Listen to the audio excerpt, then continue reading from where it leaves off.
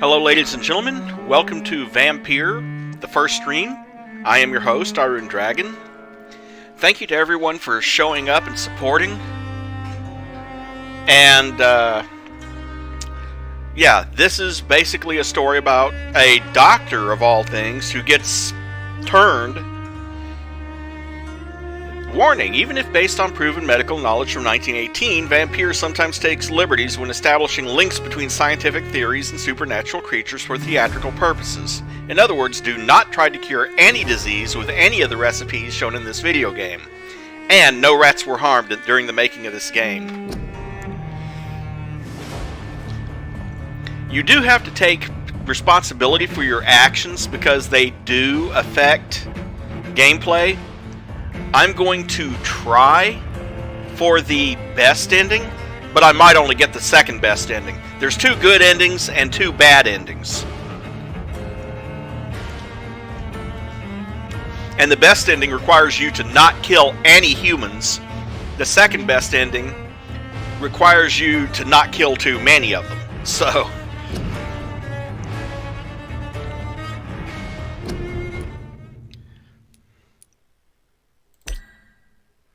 start a new game in an empty slot.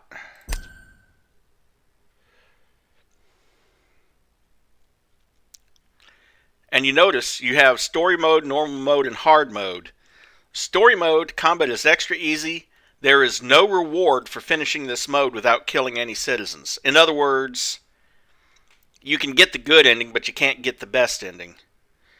Or the normal mode. Character progression is faster if you kill citizens, but combat difficulty is linked to the number of citizens you kill. The more you kill, the harder the next combat gets.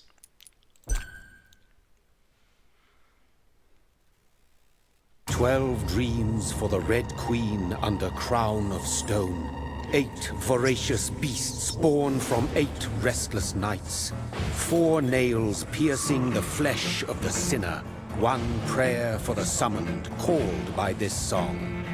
'Tis perhaps the countdown to oblivion for the once proud city of London. 'Tis perchance her inhabitants' last dance alone to face death and pestilence. Confronted by the eerie and unknown, mortals became desperate for answers. A flock's flight makes for an omen, the falling of a star a dire presage.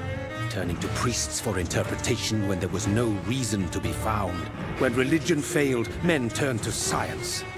I saw them build such vain cities, crafting machines made for endless war. New questions flourished as old answers withered. What is darkness but lurking sun? What is wall but enslaved stone? What is glass but tortured sand? What is song but a call to arms? What is hate but jilted love? What is life but death pending?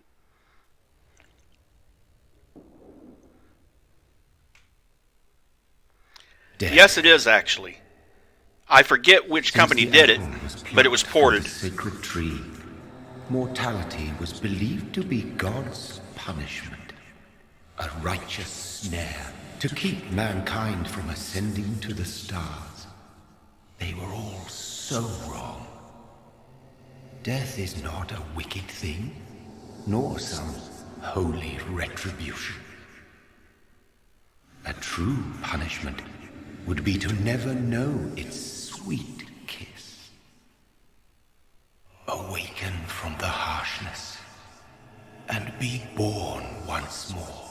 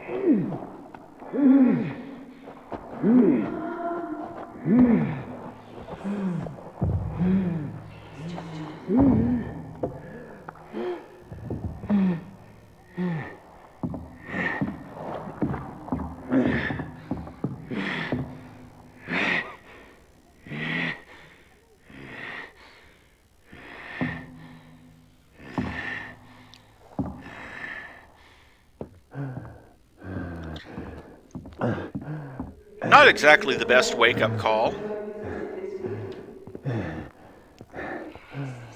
I mean, waking up in a burial pit? Yeah.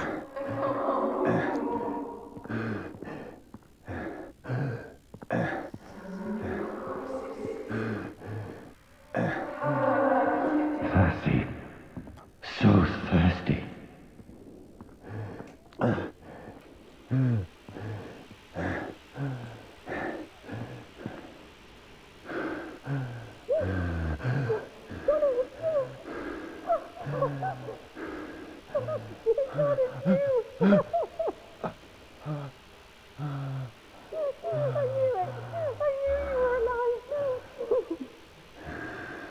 Everything will be fine again.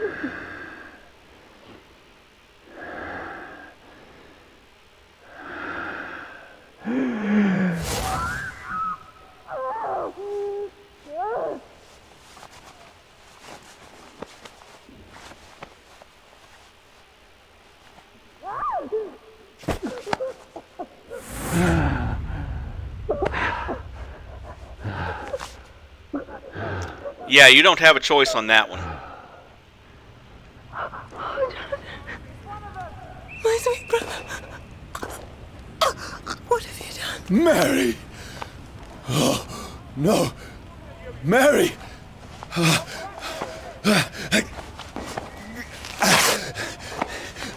Hold on! Please, hold on! Oh, God. Oh, no. Mary. Mary. No. No. No.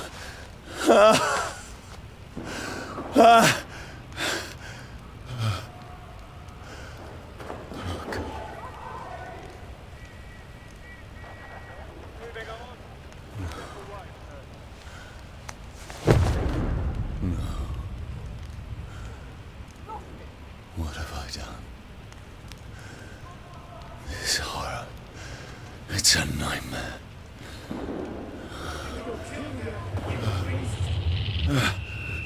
No! Please, a moment, let me explain!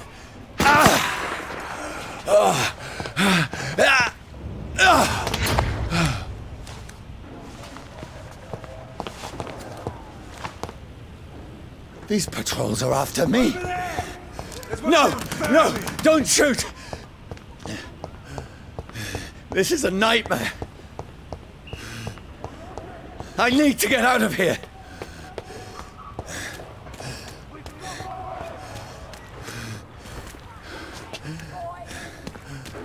This can't be happening.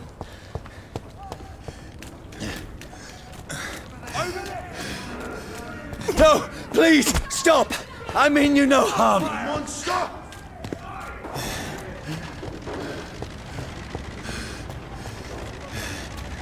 What's going on? Oh, Mary. What have I done? What's all this about?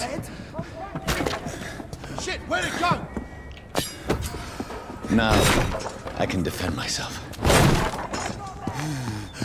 Kill that thing! Who are you? Stay back!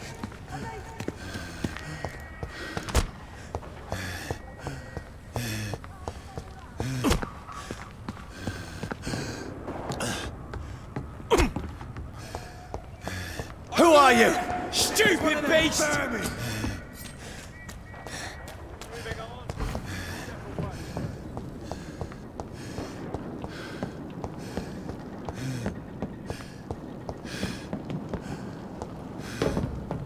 See them fancy clothes? No, This please, one's a stop! top.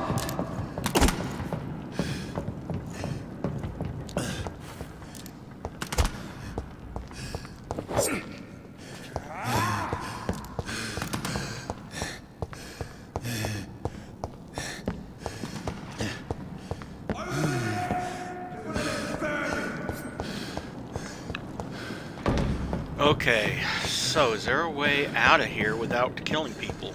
I'm not sure there is, actually.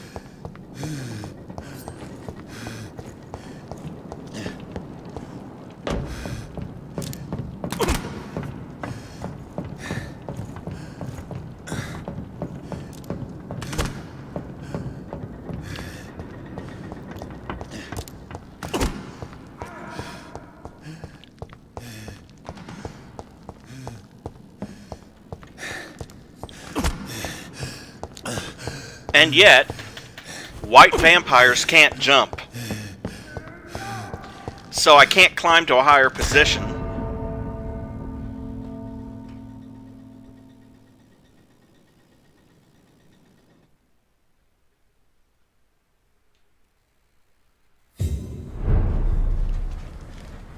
Who are you?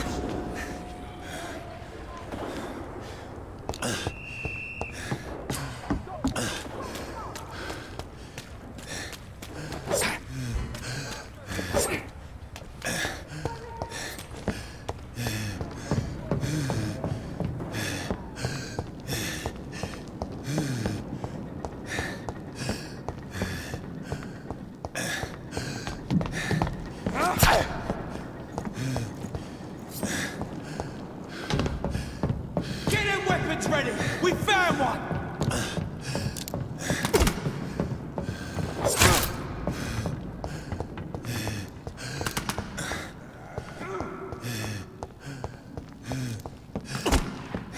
Okay, hold on.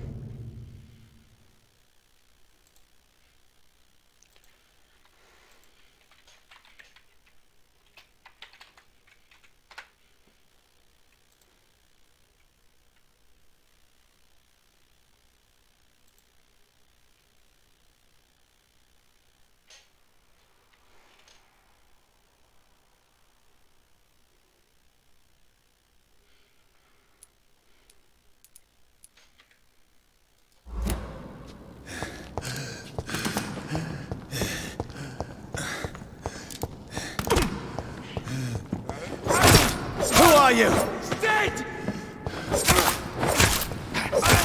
What do you want? Yeah, you can't get through without killing him.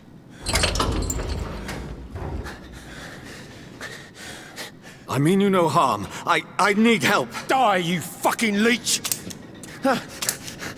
Please, listen to me. I can't make any sense of this. Shut up, beast! Who are you? What is this all about? What in God's name? I'll do the rest of the job. Just leave me.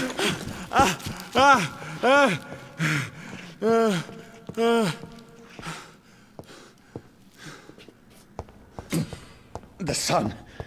It feels like it's burning me to the bone. I need to find somewhere to hide.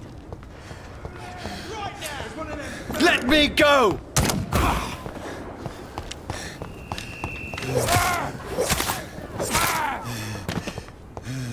I need to find shelter. Is anybody there? What is this place?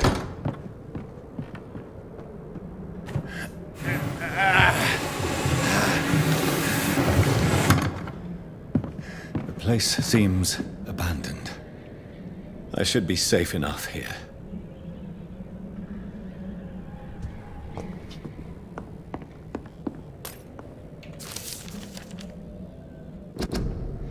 Leeches do not fear the sun or fire, and they do not burst into flames or ashes when they are caught under rays of daylight. But it hurts them good, really good. I have personally chained a vampire to a tree to see what would happen when the sun rises. Its skin blackened in a few minutes as if it was burning from the inside. Its eyes and flesh melted, and I saw its unholy bones move and squeal as the beast tried to escape all day long. In the end, only a desiccated corpse remained, which started to slowly regenerate when the sun disappeared behind the horizon. I cut its head off to finally destroy it, and when I tried the same test with fire, the bloody leech never came back from the ashes. Fire is our weapon of choice, brothers. To burn the beast is the best way to kill it for good. From Know Your Enemies by Carl Eldritch, Pre-Wind Leader. And obviously here's your lore documentation pages. I love how it has a page specifically for weapons. And inventory, ingredients, and ammunition. Junk, quest items. This one is where obviously you set up your weapons and serums and active powers. Map of... Let's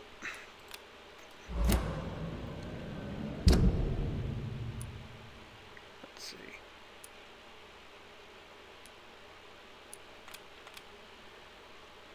your map. You can set up markers for different things. Quest tracking, menu of citizens. These are different communities. The pillar of the community must remain alive for the community to remain stable. Of course, I haven't found anyone here yet. And then these are active investigations in each region.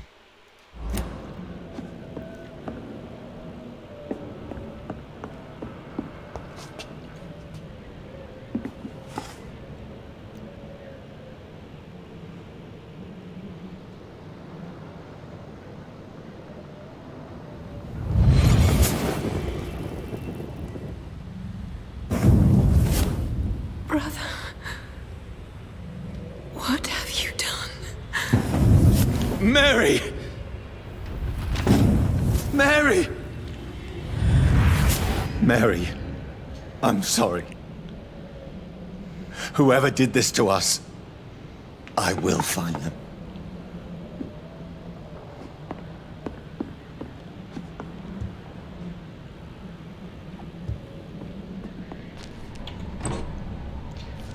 Found a bottle of alcohol.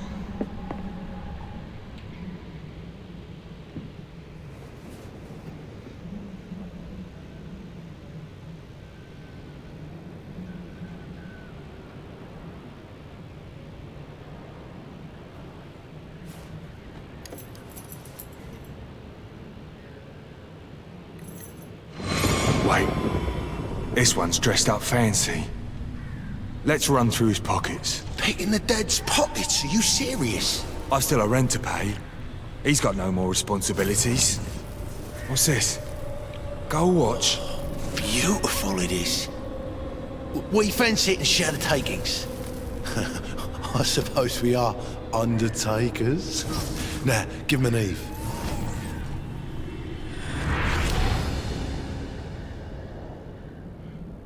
That's impossible.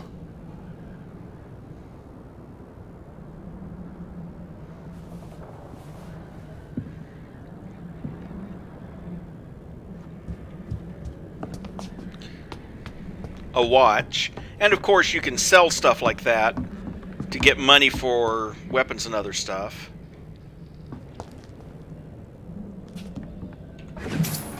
$5.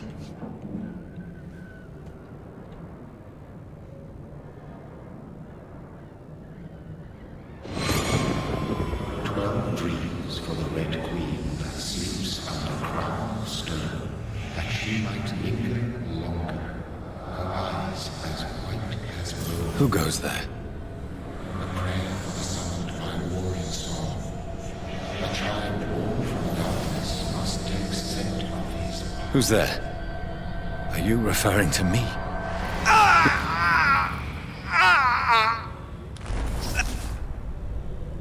No! No! I still have so much to accomplish.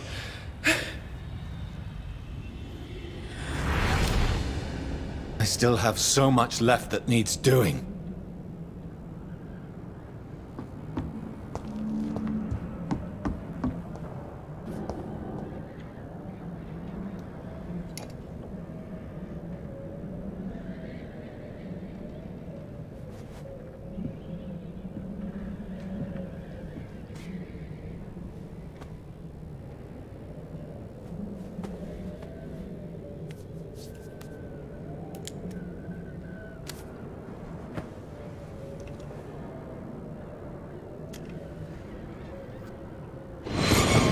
Johnny, this one's lost.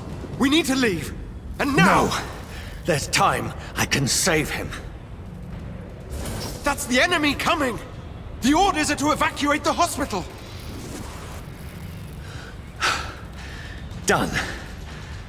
He'll live. And now what? We fight. Killing is a hell of a lot easier than healing.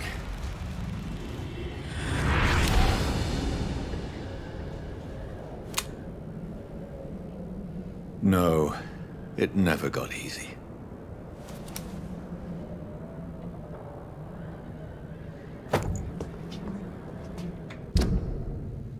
And you can get details on each revolver. You notice that your weapons have 4 upgrade tiers if you have the right ingredients. For instance, to upgrade this to level 2, I need to have 3 common trigger parts and 2 springs. And you can choose either increase, and then at each level, you can choose one or the other. I'm not sure you can choose both. It says or. So, decreased loading time if you've got 5 grease and 5 screws, or improved firepower. Then you get up to level 3. But you have to do this first, and then you can do one of those two.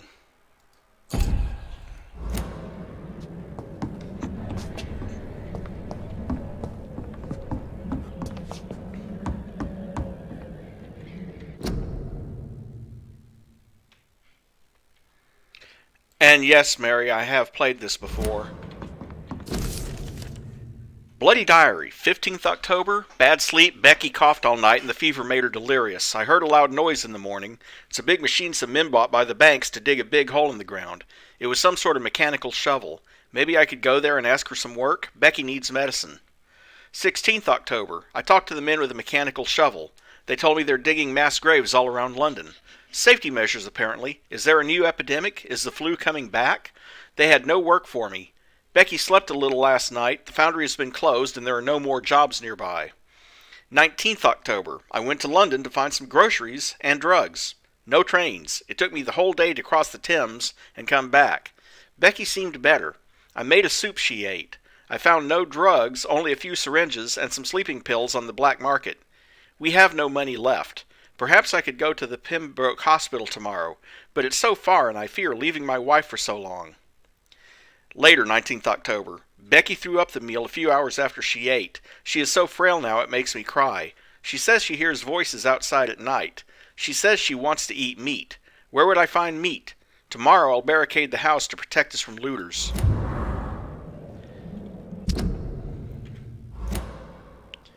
That is somehow a quest item.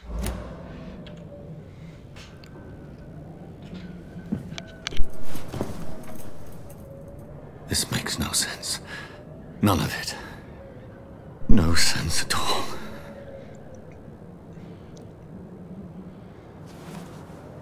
It's a nightmare. That's it.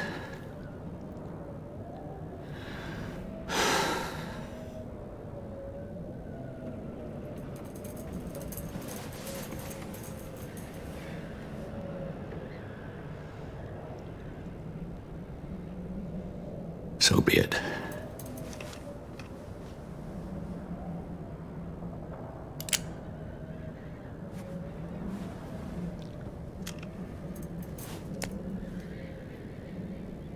Rational thinking only.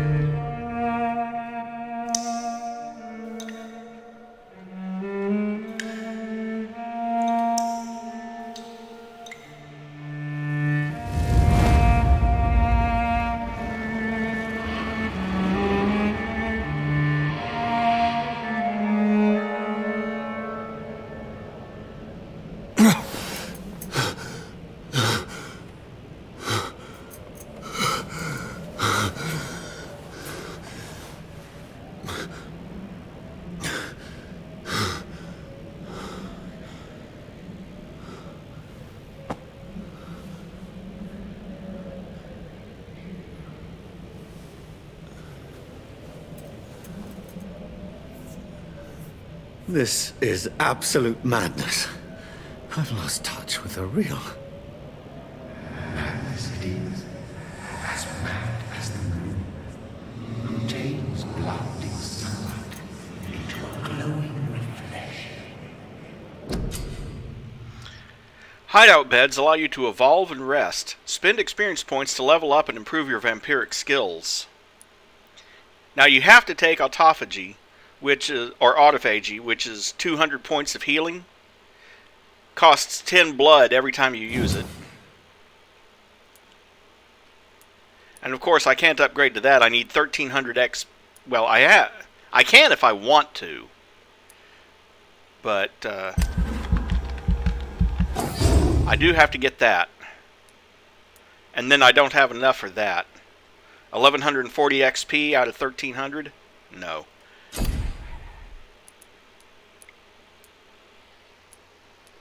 Then you have your option of Claws, which is a close range strike, Blood Spear, which is a good ranged attack, and then you have Shadow Mist, which actually places a cloud of shadows that explodes after an amount of time. And the best of those, you can acquire all three if you want to. It's just a matter of choosing one. Claws deals solid damage pretty quickly. Blood Spear is a fast long-range attack. Shadow Mist is a slower attack for dealing with groups of enemies, which is also really effective against enemies that are resistant to claws.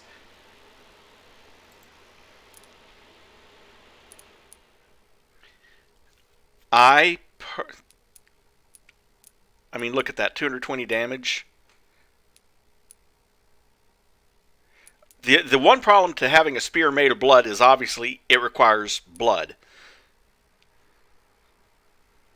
So for now, I'll go with claws.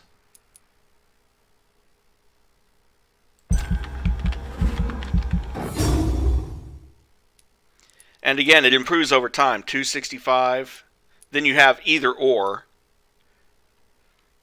which at that point it's 280 damage, and you gain blood every time you hit. Or you take the path of stunning them.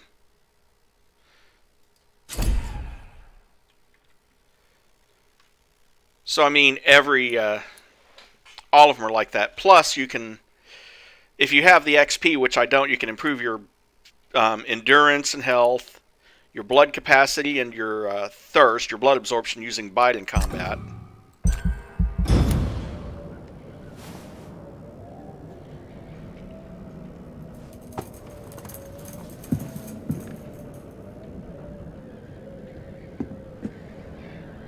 That voice in my head.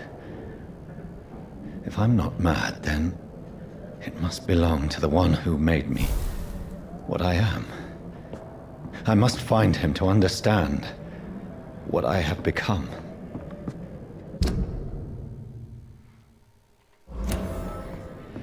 And of course you have to reach the north bank.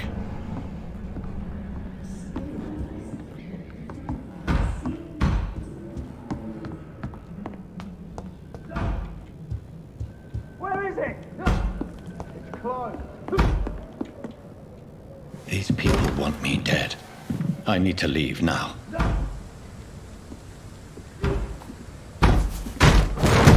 Here's the leech. Here! Come back, you!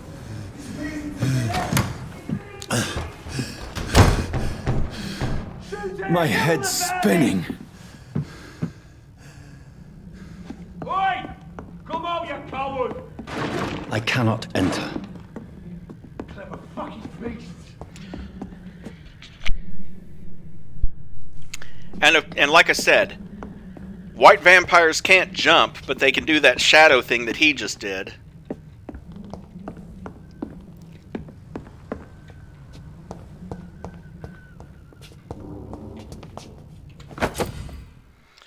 A used stake, which is an offhand weapon. And a shelter key, which, of course... It's locked, all right. Is it, though? Let's see.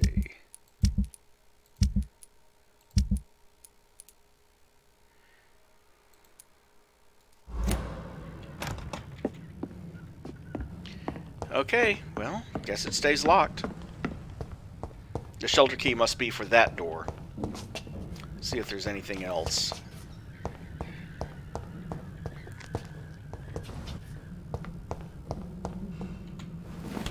I'm still Yep, in it's for shock. that door. I must reach the West End. Go back home.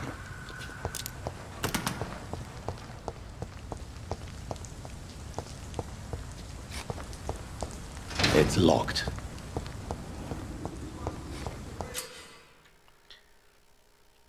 Press right mouse to use your stake and inflict stun damage. A stunned enemy can be bitten. vermin!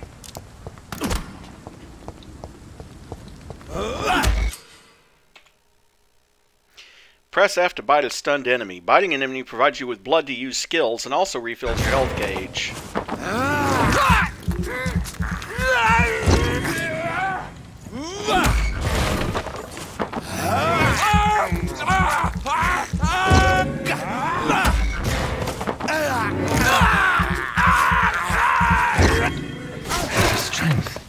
A strength I never knew I had.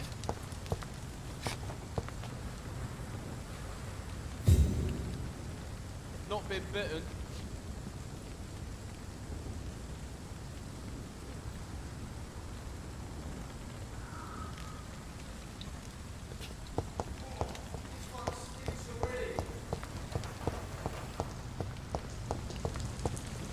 I cannot enter. Okay. Yeah, I do have to go down there. I think the no kills refers to actual citizens, not to people who attack you. It's one of them! This should be impossible.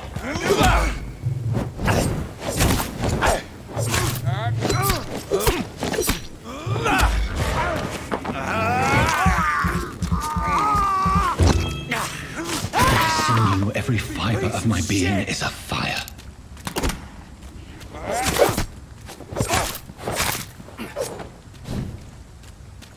I feel like a child learning the limits of my body.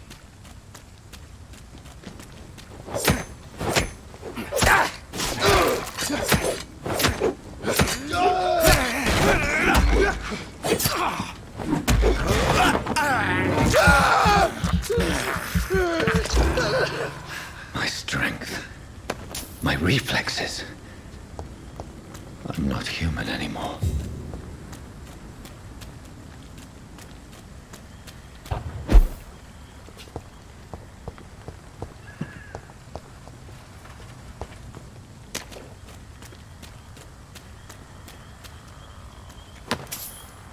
Lead plate, couple of shillings.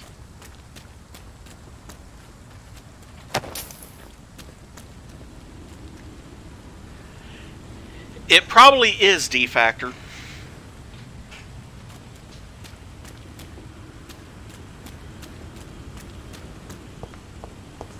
And thanks for coming. I appreciate the support.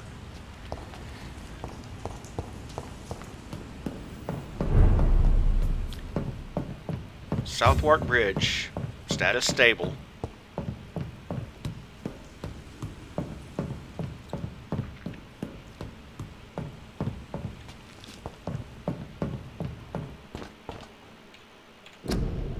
Your king and country need you. Join the British ranks and help the brave lads at the front.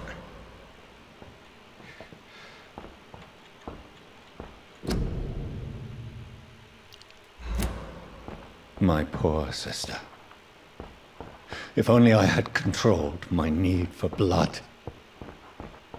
Mary, someone will pay for what happened to you. For what happened to us. Oh, and yes, you can do that too. I have this thirst for blood. It's locked. It's locked, all right.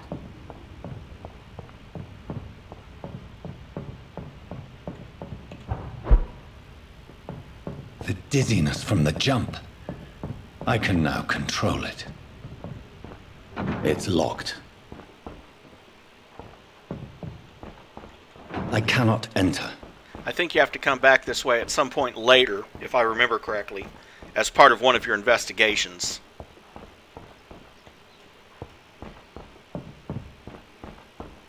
What will London have to say to me?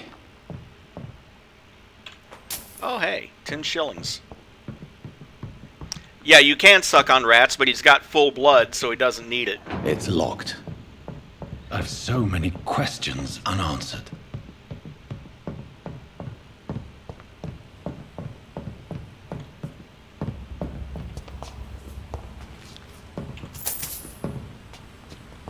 I honestly don't even know who the voice actor is. Hold that thought.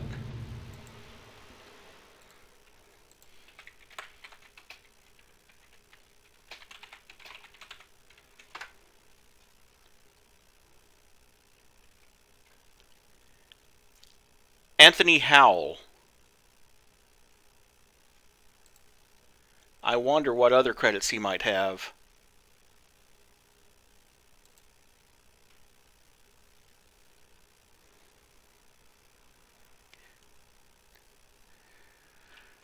Aha! I knew I recognized his voice from somewhere. If you've played Alien Isolation, the android Samuels, this is that guy.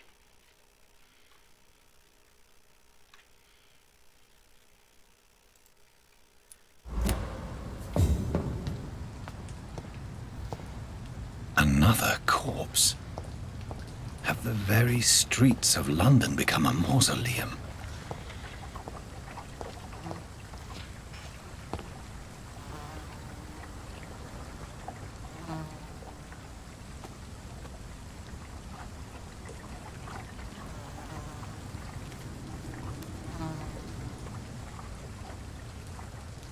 The man has been drained of all blood, but I can still smell the scent of it.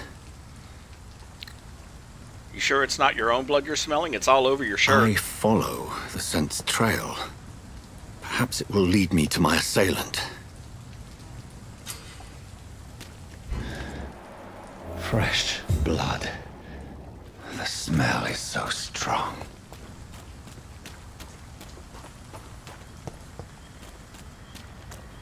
But first, let's make sure I'm not missing a pickup.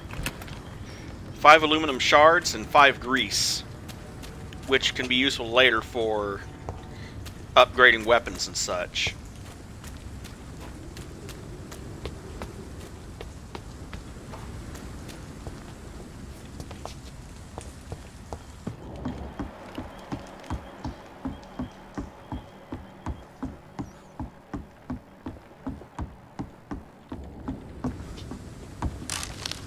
Two screws and 2 grease. You really do want to search the nooks and crannies in this game for obvious reasons, because you're going to need those parts and stuff, and miscellaneous junk you can sell.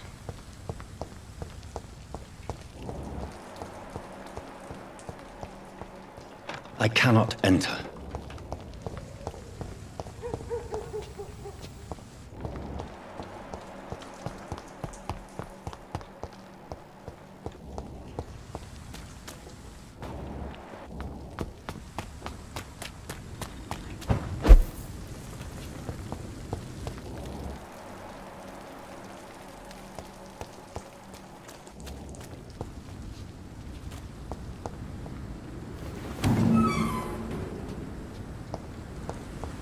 I'll check that out in a minute. Where has everyone gone?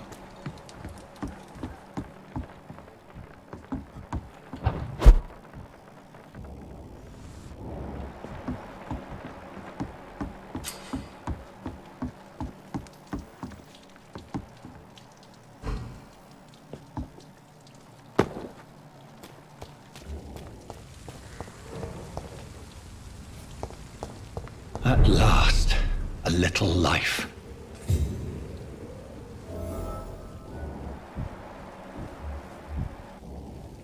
Welcome, sir, to the Turquoise I hope Turtle. I live long enough to see them wet boot boys. Oh, God, sir, you look like Jonah's whale just spat you out of hell. Can I get you a drink? No, thank you. I'm not thirsty. Well, grab a chair and get some rest. This is going to be another long night.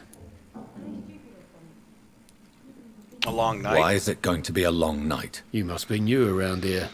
Don't you know about the murders?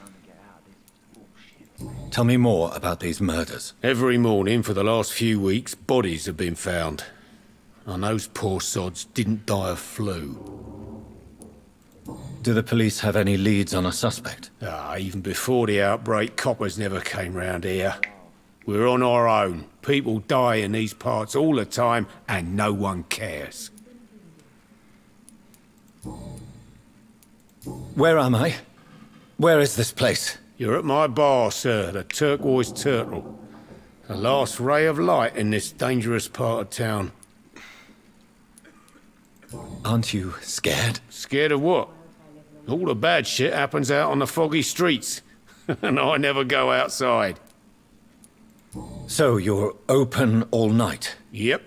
Figured people might need a place to rest in these dark times. I'm looking for someone who might have passed through here recently. Wondered if you might help. It's been quiet tonight.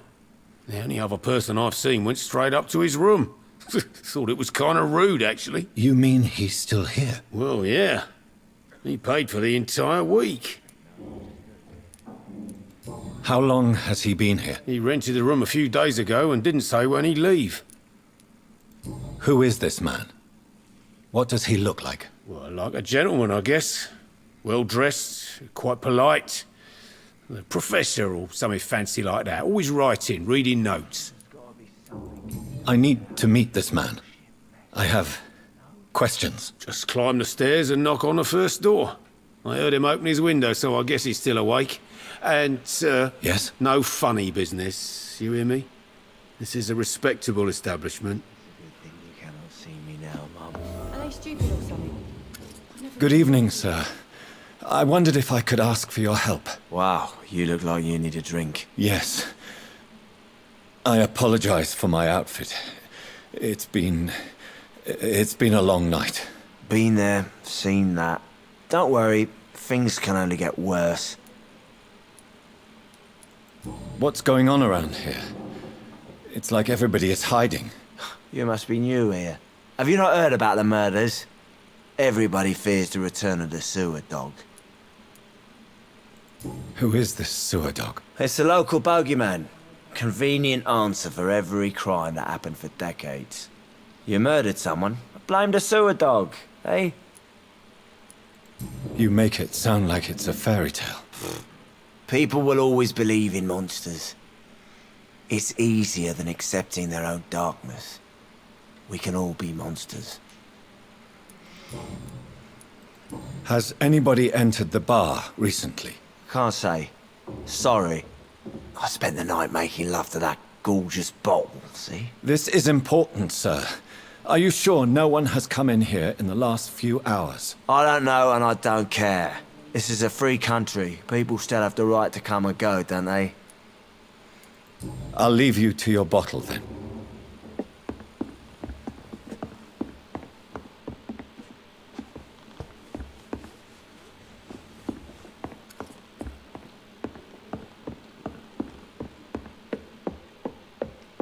It's a good thing you can. This is no place for you. Prewen has several patrols roaming the area. They do not pursue me. But they're looking for vampires, and they're most efficient. They'll not relent until the killer has been identified. I have a common objective, but I require... I think someone is eavesdropping. Are you certain? You might as well come in, whoever you are. Slowly, vampire. Who are you? I mean you no harm. Saith the vampire. Present yourself. I need a word. Would anyone?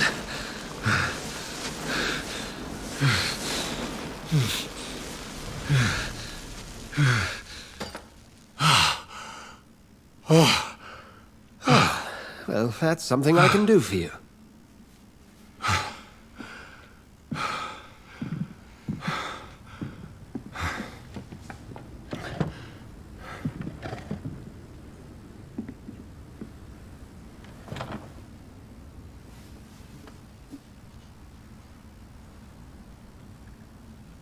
And who might you be? Tell me, who are you? First, tell me what you want. Then I may tell you. That's none of your concern. Sir, you have entered my room in the middle of the night, pale as a corpse and shaking like a tree. So please, indulge me. Someone is molesting people. In fact, killing them. Biting them. The calling card of a vampire. Like you. I've been hunted down in the streets and attacked. I'm a victim here too. I believe you. Then if you are not a vampire, who or what are you? Dr. Edgar Swansea of the Brotherhood of St. Paul. I'm performing an independent investigation here in an attempt to understand precisely what is going on. What have you uncovered concerning the murders? It started a few nights ago. Rumors of violent murders. The docks have always been, shall we say, somewhat unsavory. But this is different. How different? A vampire is at work here. Famished. Reckless. It must be brought to ground, and quickly. And what exactly is this Brotherhood? Sir, if the name is not familiar to you, then we shall discuss it another time. I heard another voice, that of a woman. Who were you talking to? Ridiculous. I've no idea what you're talking about. Something tells me not to trust you. Then the feeling is mutual. Then help me find the culprit. I may. If you'll first tell me why you opened this door. I followed a trail. The scent of blood from a recent victim. It led me here. You thought I was your aggressor. That explains a great deal. We are both chasing the same shadow. A shadow, indeed. Yet I heard his voice in my head. There was a moment I believed I was mad. You should let me handle this affair. You've no idea what you're up against. No. I will find the monster. He is mine. How will you do any better than I? But then let me ask you this. What are your intentions if you find the killer?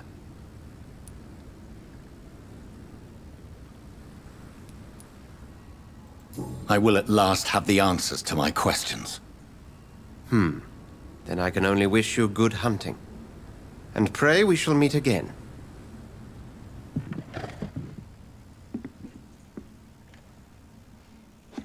Oh, you'll meet again, that's for sure.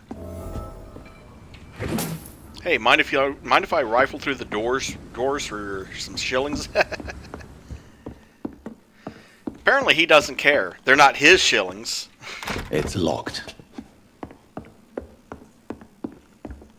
If Swansea is not my attacker, it means somebody else came here tonight. I think drink no longer. Someone must know something. Evening, sir. Can I help you? I have a few questions for you. Well, if you must. What's going on around here? Where is everyone? Too many dead, sir. First the epidemic, now all these terrible murders. The murders? What can you say about them? Bodies found in the streets every morning. Drained of blood. It's just horrible. Some say the sewer dog is back. The sewer dog? What's that? No one knows. People have always disappeared around these parts. The ancients say it's the sewer dog coming out to feed. But now he's killing in the streets. What have you heard about the epidemic? There's a Spanish flu. Yeah, killed so many last summer. Thought we'd seen the last of it. Dozens dying every week. Are the authorities doing anything? Nothing. There are so many quarantine zones in London now. It's gotten really hard to travel across town. What is this place? This is Tom's bar, a turquoise turtle. I'm the barmaid here, Sabrina, if you want to know. Are you always open this late at night? No, it's only since the epidemic started. Tom thought that people may need a safe place to stay. You don't seem to have much business. Where is everybody? Well, most people are sleeping right now.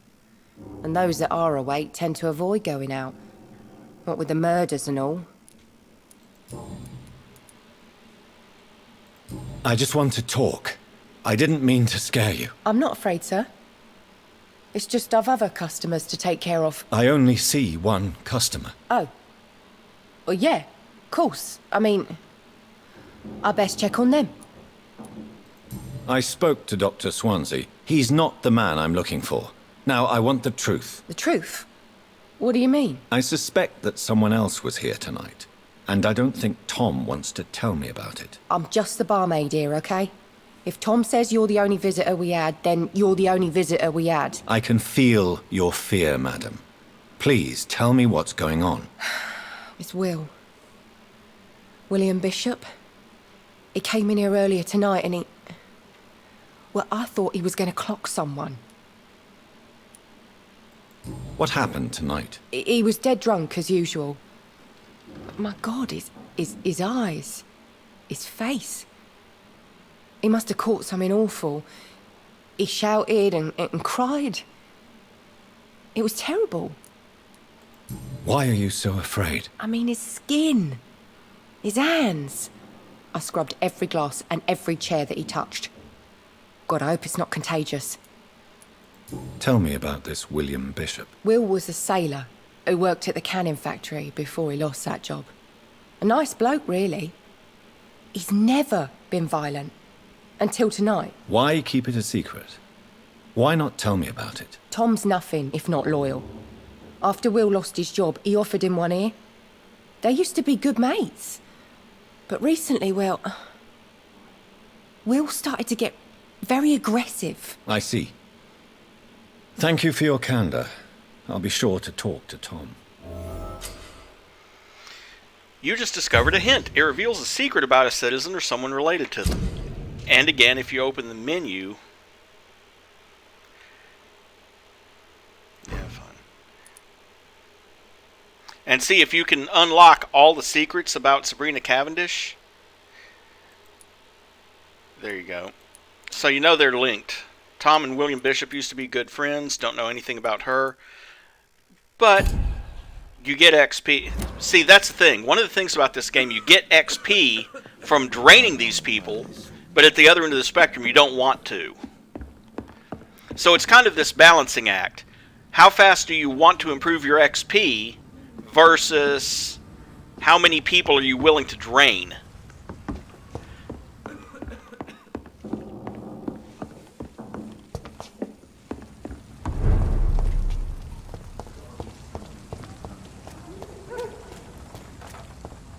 Yeah, let's search through the trash can. Torn off page of a diary, huh? For looking away when they mock my color, I hate myself. For crying like a girl when they insult me, I hate myself. For swearing like a boy when they're gone, I hate myself. For hating my parents, I hate myself. For smiling when customers call me Sad Brina, I hate myself. For never finding the courage to tell Tom how I truly feel, I hate myself. Yeah, sounds like that belongs to her. Uh-huh, sure does. Sabrina hides her true feelings about her boss.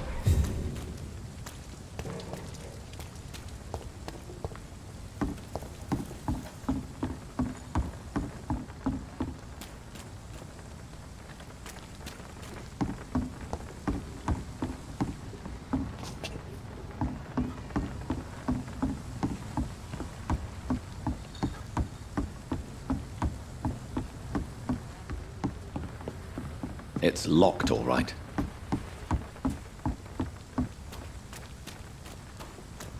I cannot enter. No, but when you get to that side, you can open that.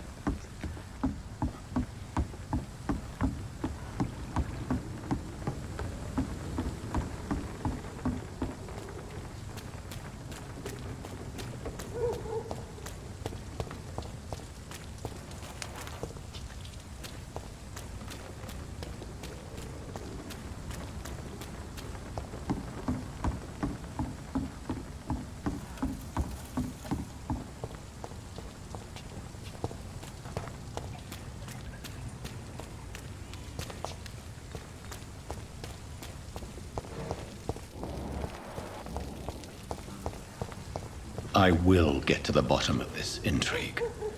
What's been done to me, to this city. Britons working together. Skilled workers in engineering and kindred trades enroll today as war munitions volunteers. Support the men at the front with a plentiful supply of munitions. You will not suffer in wages. Get into the factory line and feed the firing line.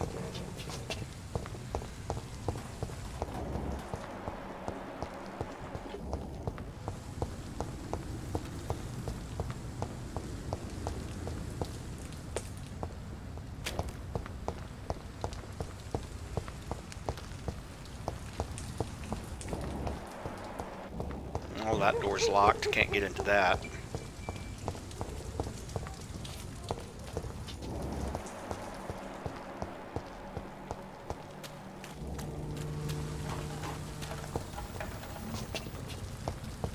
There is no one in sight. I think this just leads me back up to the bridge. I'm not sure. And it's locked anyway. Okay.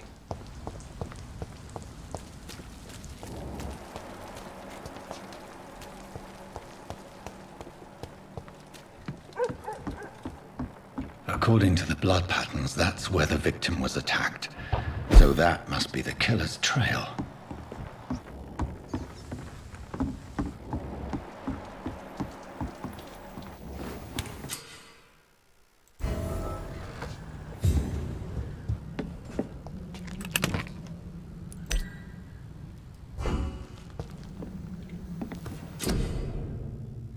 On a workbench, you can craft medical treatments to heal sick citizens, serums to boost yourself, and weapons upgrade to improve and customize your weapons. For instance, you can even upgrade your stake once. Get 3 tiny common handle parts and 2 lead sticks, and then you can increase the stun or handling.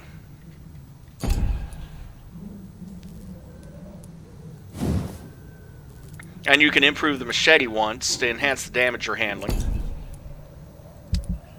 And over here is where you can use the... You can actually recycle these. For instance, I can recycle that watch right now. And again, it becomes a trade-off.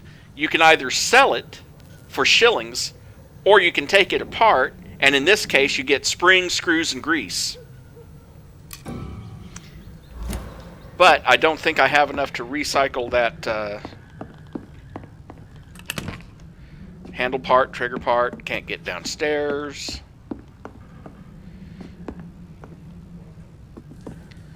So that's pretty much this. Let me check my inventory.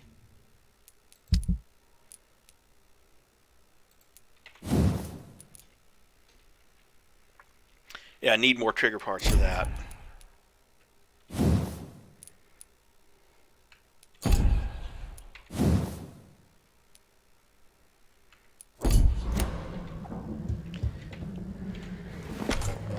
Don't have enough XP to really upgrade much, and don't really have the parts I need to upgrade anything. Not long ago, this sort of mess would have given me a laugh. Hello, sir. May I disturb you again? And you're still ugly as sin. I'll leave you to your bottle, then. Welcome back. Did you find what you were after? I can't say I have. Are you sure no one else came into your bar before I arrived? Hey, I told you, you were the only other stranger I've had. As a vampire, you can force a citizen to reveal information thanks to a hint you have discovered. Tom, talk to me about the visit from your old friend, William. Yes, Will came by tonight, but he's not my friend anymore. Why lie to me if he is not your friend? I didn't lie. I said you were my only unannounced customer, and that's the truth. Who is he? William. Just an old sailor who loves his gin too much. He worked for years at the canning factory before it closed. Is he dangerous? Yeah. Like many drunks, he's all bark and no bite. He can barely stand up most of the time. How was he tonight? Was he different? Oh, sicker than usual, perhaps. He whined and mumbled about how mean people were to him and how he'd like to talk to me outside, and then he left when I refused. I need to find him. It's a matter of urgency. Do you know where he is? You could try his boat. It's up by the North Pier. He sleeps there when he's too drunk to get home. Please describe him to me. What'd you expect? He's a tall, sick bastard with a bad rash and torn old clothes. William used to be strong. Now he's a mess. Thank you, Tom. If you see him, tell him I don't want him back here unless he cleans up his act, okay?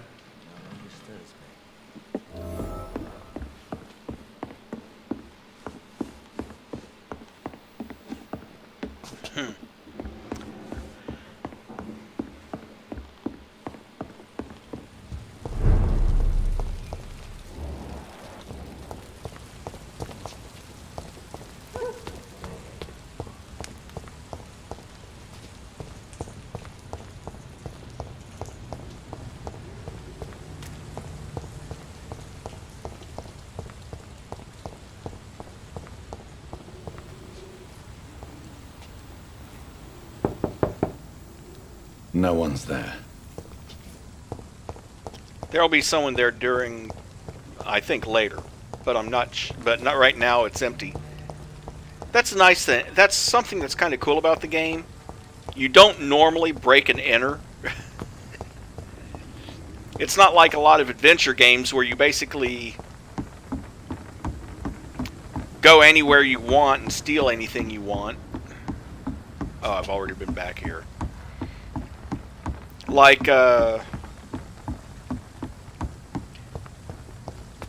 Baldur's Gate 2, where you pretty much steal everything that's not nailed down and nobody seems to care.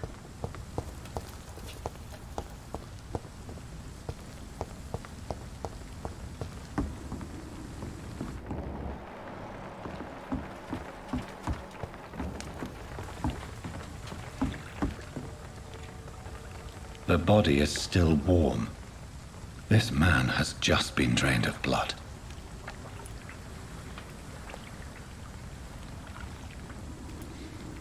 Yeah, and they still did absolutely nothing about it.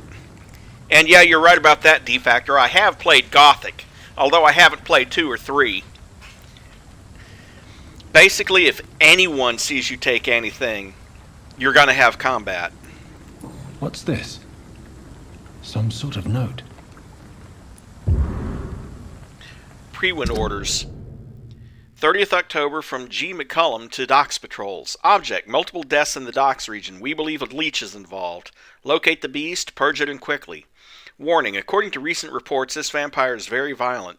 Approach with extreme caution. I know we lack men in this part of town, but don't send rookies to investigate the case. If I'm correct, we've got a frenzied one killing each night. As always, search abandoned places first, like old houses, basements, sewers, or warehouses. Destroy the leech, brothers. These men, they're a company of professional vampire hunters. This man was armed. He tried to defend himself. This corpse has been dried of its blood, just like the previous victim. Blood and empty gin bottles. This bishop fellow is something of a heavy drinker. There are blood splats on the other side of the canal. I must reach that barge.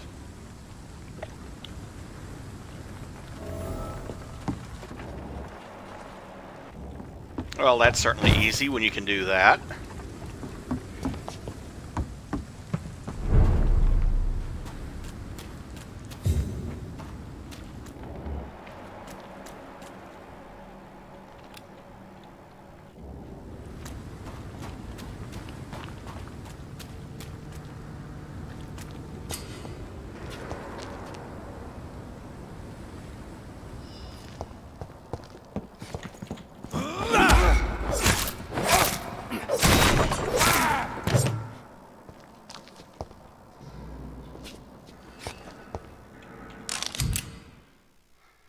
A dozen bullets.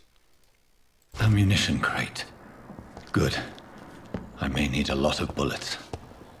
I feel like I'm back on the front line again. Cold. There's nothing here.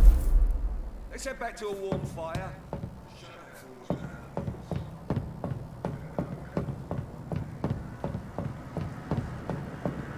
Over there!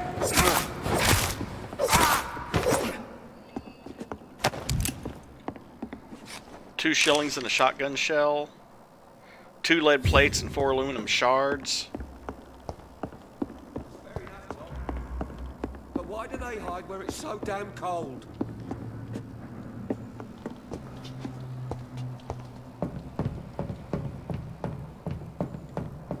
It's locked.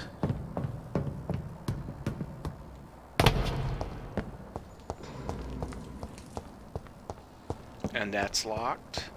And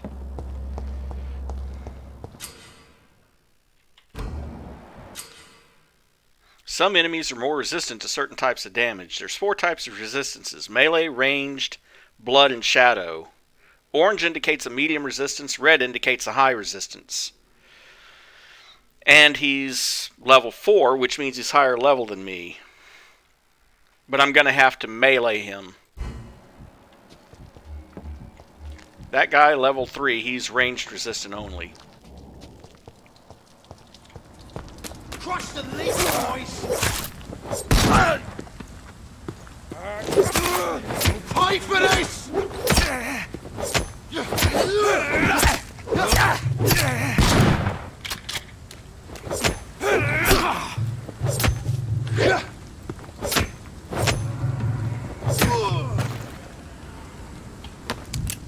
One shotgun shell, 2 lead rods, or, well, a lead rod.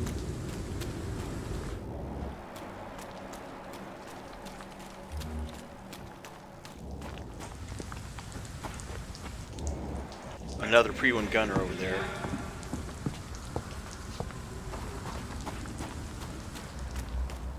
Over there! Over there! This!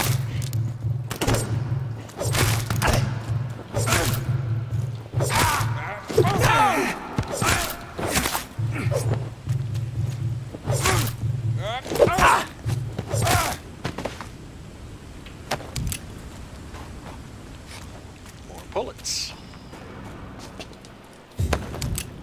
More bullets.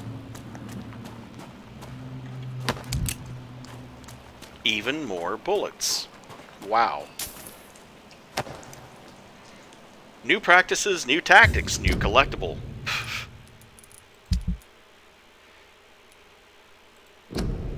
I know that some of our companions consider the best advantage we have in our fight is that they can't go out during the day.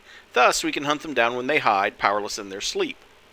This is a rookie mistake. First, because vampires are clever, and they have countless ruses and tricks to avoid being spotted in their den.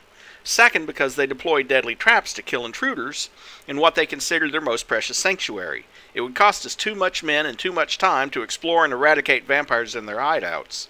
The best tactic is to follow and destroy them when they really are vulnerable, when they hunt at night. It is much easier to attack them then, for they can easily be spotted.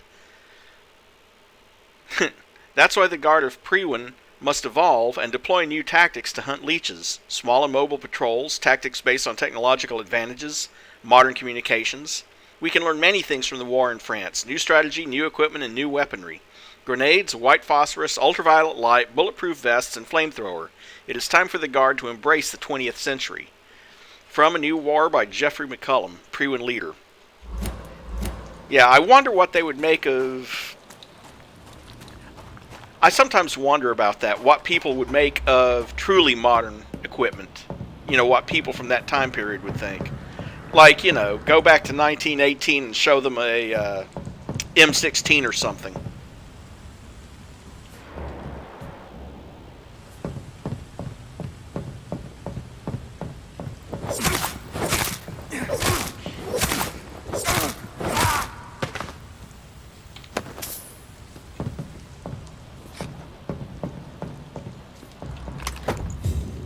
I used Lupara, so I finally have a shotgun of some sort.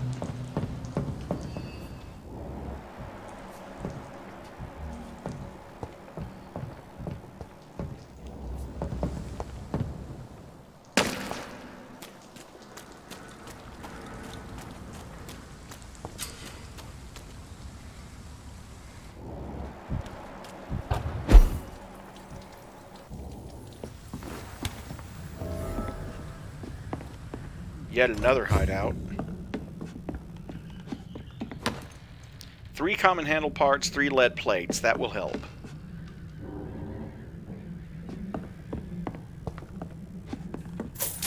Five more shillings.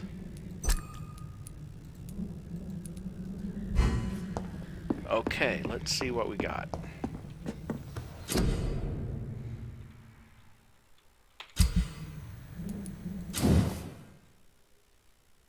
You can upgrade your weapon to a new level with the required ingredients. It will inflict more damage and you will also gain access to customization slots.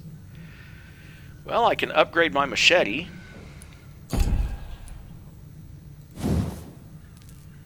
Can't upgrade that. You need a tiny common handle part. Can't upgrade that. Can't upgrade the Lupara, but we can upgrade this. So let's go ahead. Whoop. Let's go ahead and do that.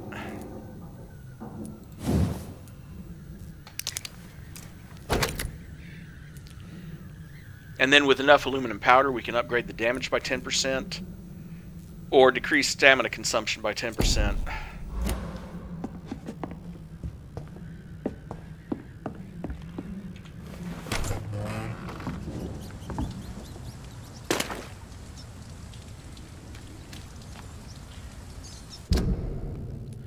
Where's my actives?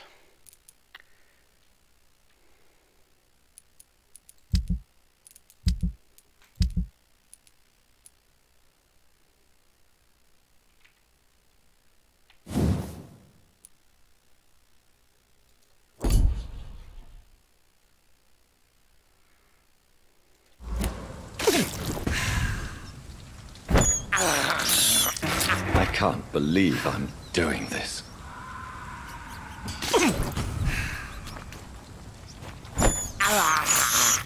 I have this thirst for blood. He's not complaining about sucking on rats, he's complaining about sucking blood.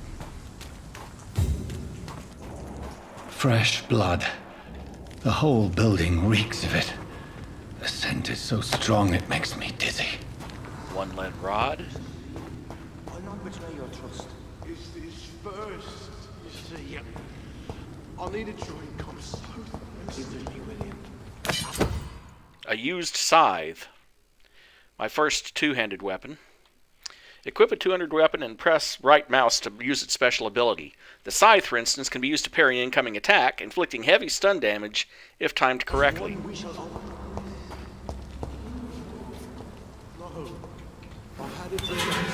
This place reeks of bloodshed. Oh dear God, not again. William, please stop. Just a sip, I promise. This creature is bedeviled. I must put it down.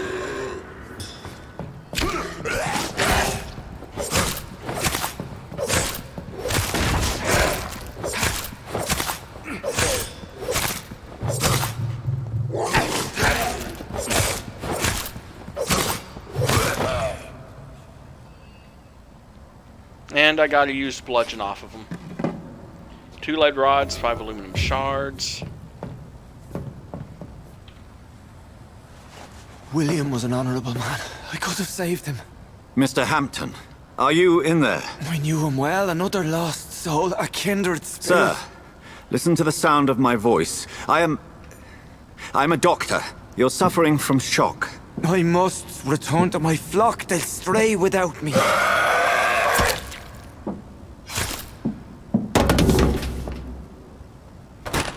Remember, certain skulls are every bit as resistant as we are. Who are you? What do you mean by Skal? You truly are a newborn. I should have realized. Wait. You are the woman from the bar. Are you like me? Can you help me? I believe, sir, I already have.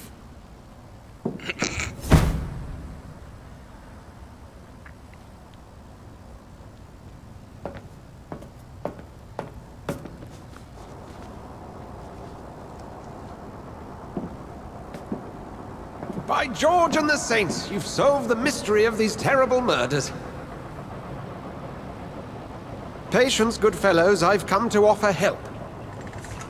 Just give me a moment to secure my boat, and we can leave this awful place.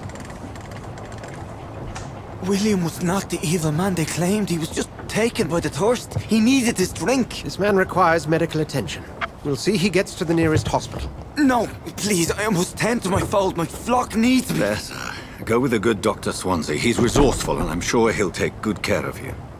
You'd best come as well. The sun is soon to rise, and you'll need a place to rest. I just need a moment.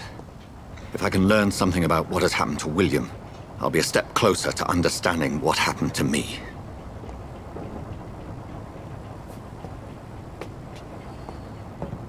This poor creature can't be my maker. Could it be some subspecies of vampire? I must find a place to analyze the blood.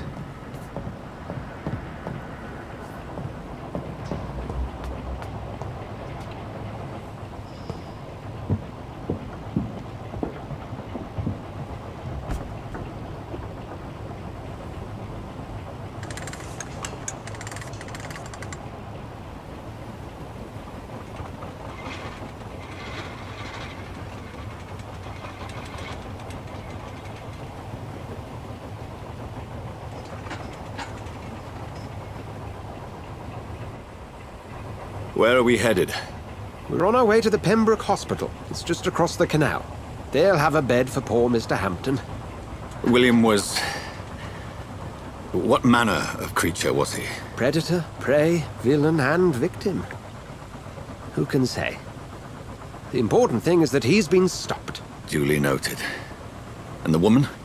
What... Who is she? What woman? Oh, don't play me for a fool. You used me to locate that skull. You must know who she is. And I thought you a gentleman. You shouldn't talk about a lady behind her back, but I will tell you she values her privacy. Were London as peaceful as she appears from the middle of the canal? If only that were the reality of the situation. To be honest, I've always tried to avoid this part of town. Pembroke Hospital is the last bastion between the rest of London and the epidemic. The flu has decimated the East End and the war still rages. Welcome to the front lines of a plague. This is where you work, Dr. Swansea? I am the administrator of Pembroke Hospital. I thought you were here in service of your mysterious order, the Brotherhood of... Of St. Paul's Stole, yes. But first and foremost, I'm a man of science. A physician, like yourself, Dr. Reid. How do you know who I am? No need for modesty. You are Dr. Jonathan Reid, a surgeon of some caliber and renown, if I'm not mistaken. You are correct, sir. I knew it! I had my suspicions. But when you took the blood sample from the corpse of poor William, I was certain. Dr. Reid. Marvelous.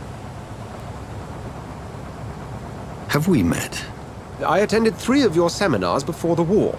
I have the utmost admiration for your research. And what a turn of fate. England's most esteemed blood specialist returns to London a vampire. That word, again. From a so-called man of science. I understand. Traditionally, the role of science is to refute myth, but when myth walks among us, the Brotherhood of St. Paul has dedicated its purpose to their study. There's so much for you to learn. Of that, you are right. Well, then let me be blunt. Join my staff at Pembroke Hospital. As a physician. I suspect you'll not find a better post of employment to contemplate your predicament. This is sudden.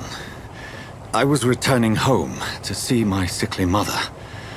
But alas, that was before contracting this... affliction. Dr. Reid, take a moment to consider. The post would be for the night shift, providing a good explanation for your absence during daylight hours. You'll be adequately reimbursed, and have a place to hide. I even had the forethought to bring some clean clothes. So, what do you say? It seems I have little choice, but yours is a generous offer, so I thank you. Brilliant! Oh, Jonathan, this is one for the book, and the beginning of a beautiful friendship.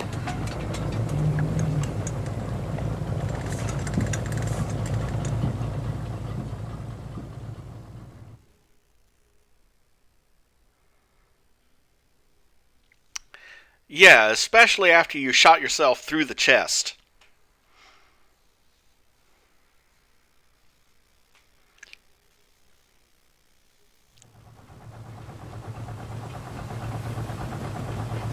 Dr. Swansea, thank goodness. I was beginning to be concerned. Worry no more, Nurse Crane, for I bring good news. Oh, Doctor, what a night. We lost 2 more patients. Nurse Scow said she couldn't take it anymore and resigned. Yes, well, I'll make a new rota in the morning. In the meantime, find a good bed for Mr. Hampton. Be sure to pay attention to his needs. Of course, Doctor. Oh, and Dorothy? Yes, Doctor? Dr. Reid here has just returned from the front. He served King and Country and will be joining us here at Pembroke. We're very lucky to have gained a surgeon of his talent, and one so experienced in blood transfusions. That is good news indeed, Doctor. Oh, yes.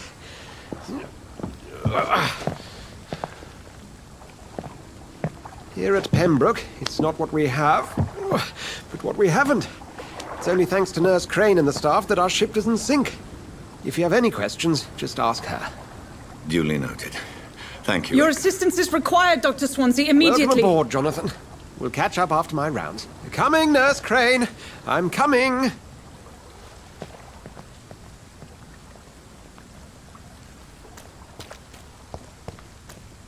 It's locked, all right. Analyze William Bishop's blood in the hospital. Come on, you bastard! You can do better than that! Nah! It's my turn!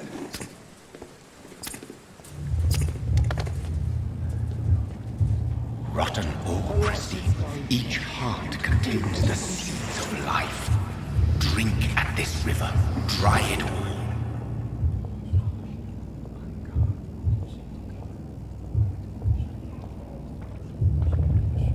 Yeah, this is where it wants me to drain someone.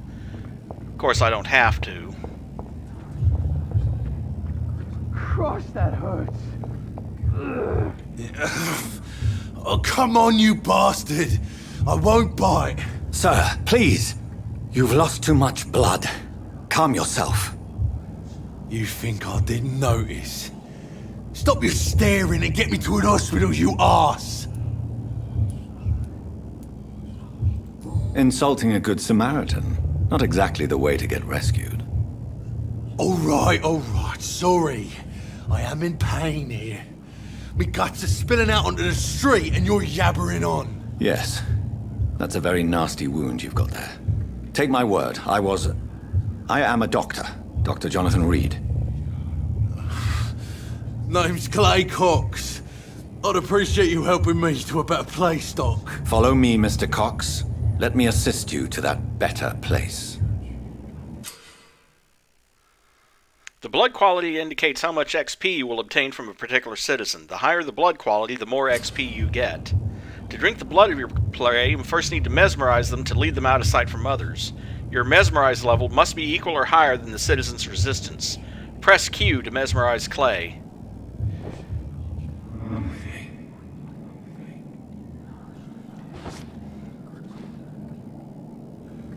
Bring this fading light into the shadows. Dance with him the dance of life and death.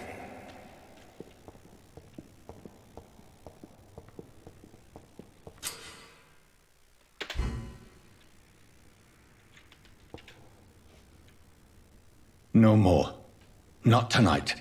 Not like this. I will not take another life.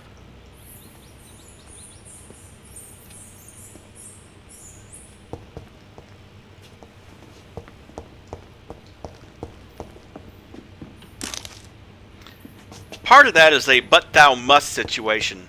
You must mesmerize him, but then it gives you the option of taking his life or sparing him, so... It is wise for the huntsman to sometimes let his prey go, but no famished hunter can run for long.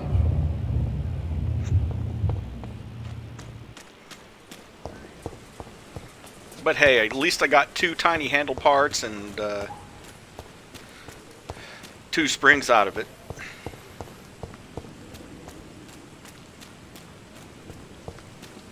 Maybe more if I come down this way.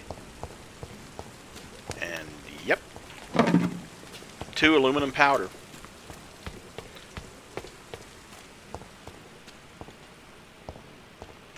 Come on, I don't have all night.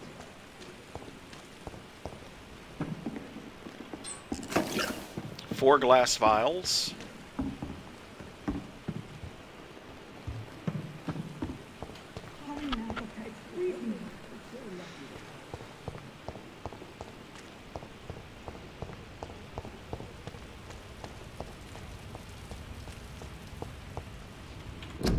Influenza, frequently complicated with pneumonia. To prevent any case of Spanish flu, stay at home.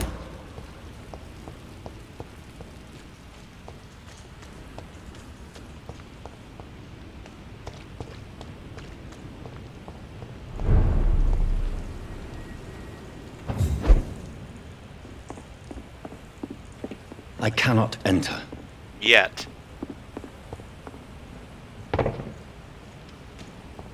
Did you hear me? Are you deaf?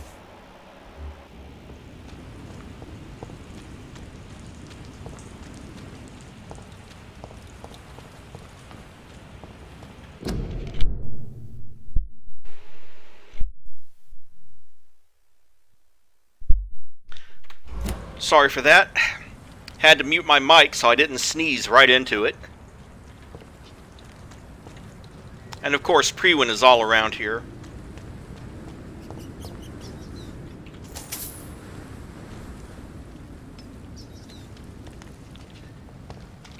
Need blood. A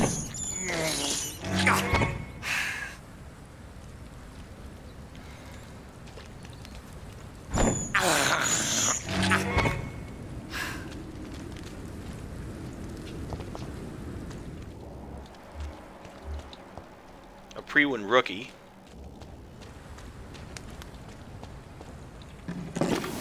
One salicin and one ergotamine, which that's drugs for creating various potions and salves.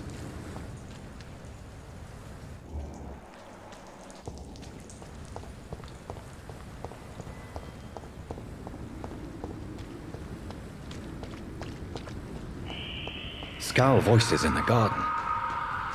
I should investigate. If they were to find somebody.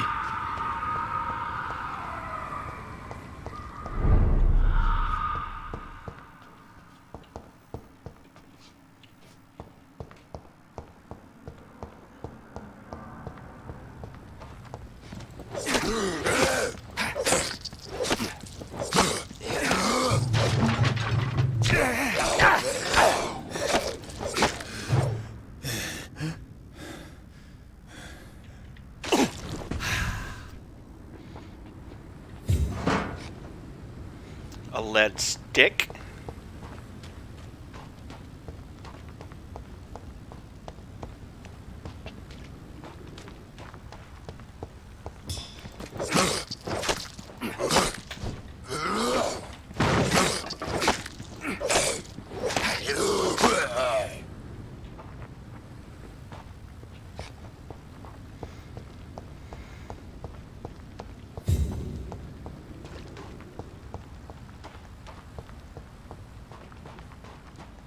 Oh goody. Two at once.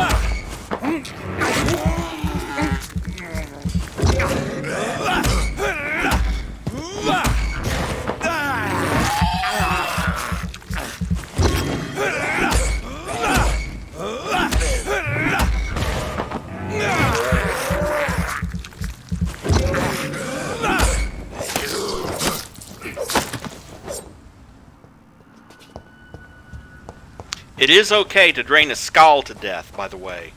It doesn't affect your progress towards the good ending.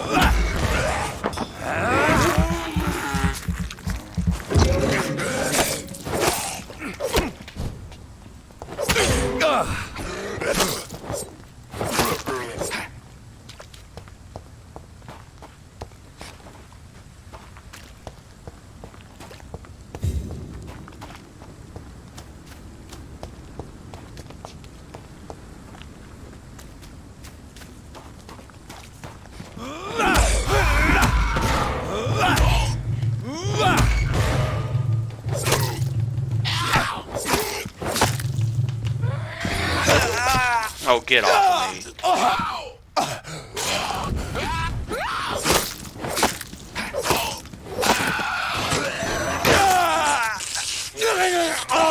Two can play that game.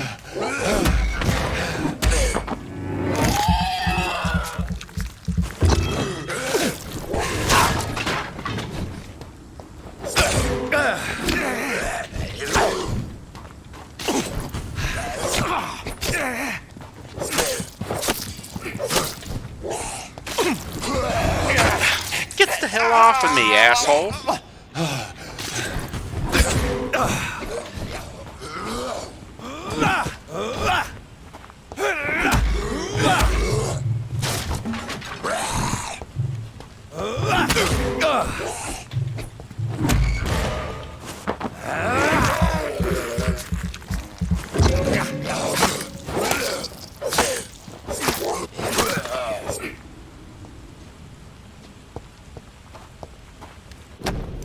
A photography of a smiling and loving couple with a few words written on the back. Milton and Pippa forever. A new citizen investigation is available now.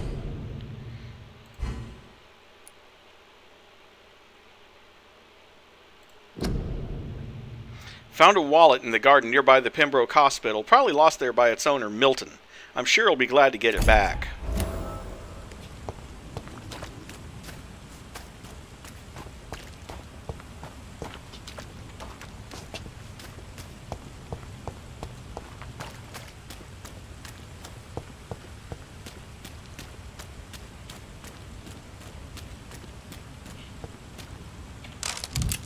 Four shotgun shells and 6 bullets. Hey, that's always nice.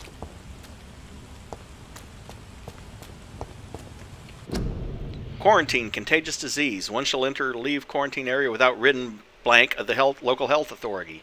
Blank, an authorized employee of the blank shall alter, destroy, or remove this card. Blank, violating this regulation, will be fined. Keep out of this area by order of Board of Health officer.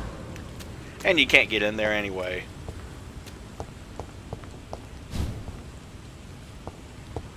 Okay.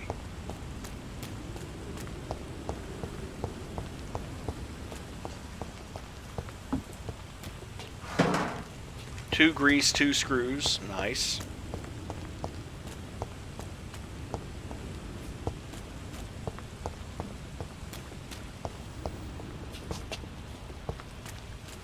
Some of these do open up later.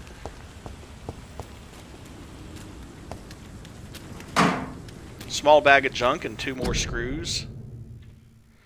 Due to the influenza, this hospital can no longer take any patients. Please go back home.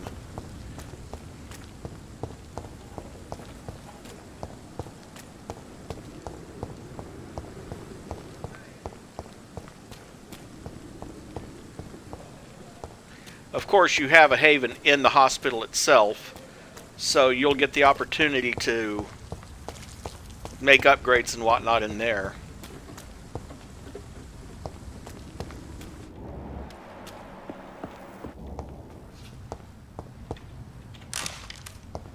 Lead rod and a lead plate. A watch and 5 shillings. It's locked, all right.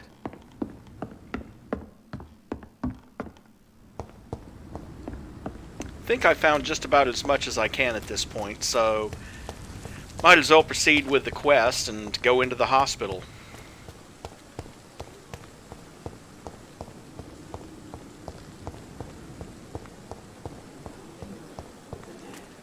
Seem peaceful and lost at the same time.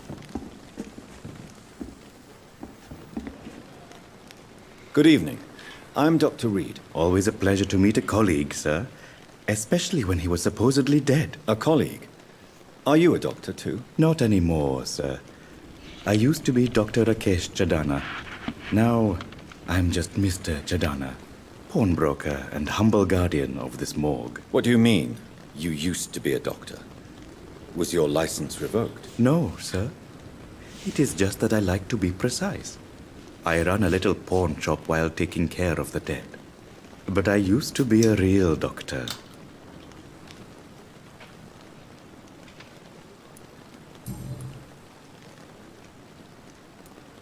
Are you afraid or uneasy being surrounded by so many corpses? Why should I? These bodies are empty vessels. Flesh left to decay. Poof. No soul anymore. All gone. An interesting point of view. And quite an exotic one, too.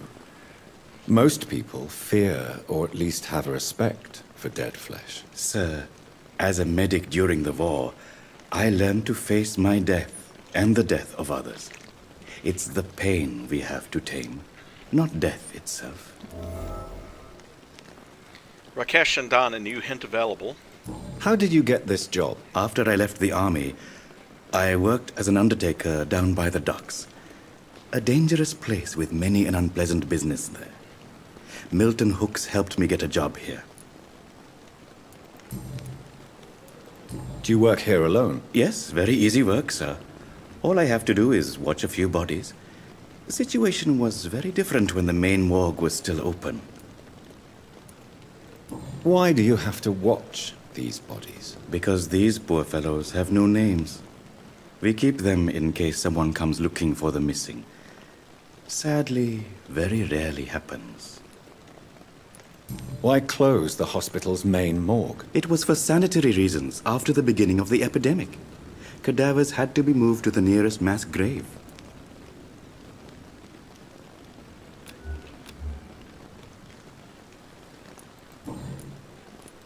Have we met before? I don't think so, sir. Why? When we first talked, you said you were glad to meet me since I was reported dead. Funny story, sir. Your sister came here a few nights ago. You were missing, and she was looking for your body. She must be very relieved now.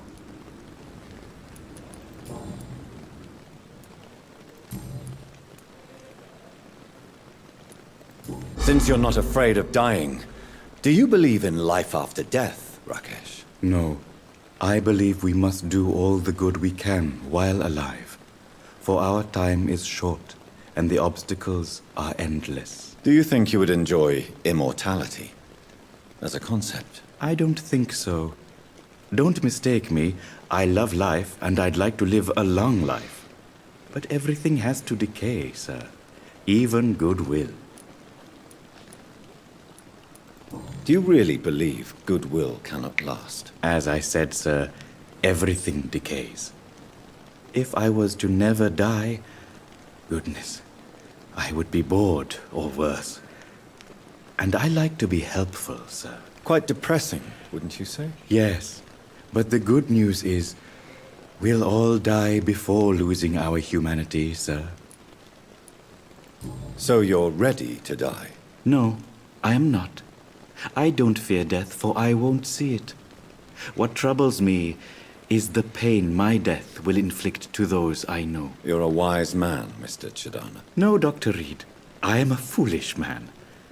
But I like to think otherwise. A pawnbroker? I expect you get all types of people here. Yes, sir. All kind of people. For I sell all kind of goods. Who comes here to trade with you? It's very unhygienic, even unsafe. Diseases can spread. For the customers, for the hospital. I'm very cautious, sir. I've been a doctor, remember? And all my clients are good people. In fact, I think I only know good people. What kind of goods? With the quarantine, it's not always easy to buy things. So I trade, I exchange. Some people sell, some others buy. I like to help. Well, just because we can, let's see what he Please has. show me what you have to sell. Of course. It's just trinkets and curios, really. But I'm sure they can be useful. So he has a formula for 70. I've only got 67. Opium and codeine.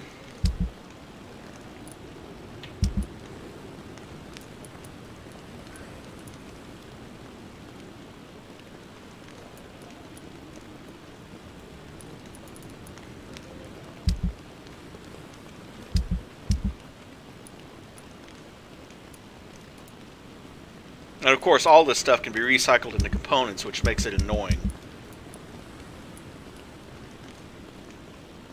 But let's go ahead and sell it so we can buy that formula.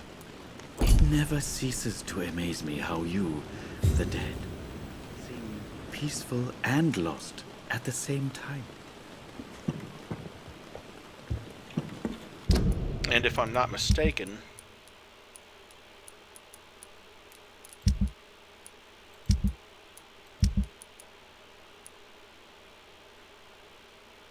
right, I gotta analyze it up in my office, I think.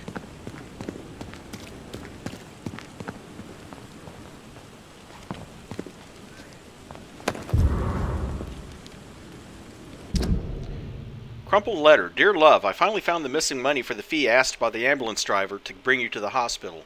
Don't worry about nothing now except getting better, for I took care of everything. I asked some of our neighbors, and they told me that this Mr. Hooks is something of an honest crook. He may ask for extra money in exchange for a bed, but the bed is then guaranteed. I'm sorry I refused to pay first, and I realize now that the important thing is that you get better soon. The Pembroke Hospital is a good place, I heard, despite the bad behavior of this Milton Hooks. I promise you that everything is okay now. I'll see you in your clean bed as soon as possible. With fondest love, Nikolai. And 5 more shillings. And I know a little bit more about the ambulance driver, Milton.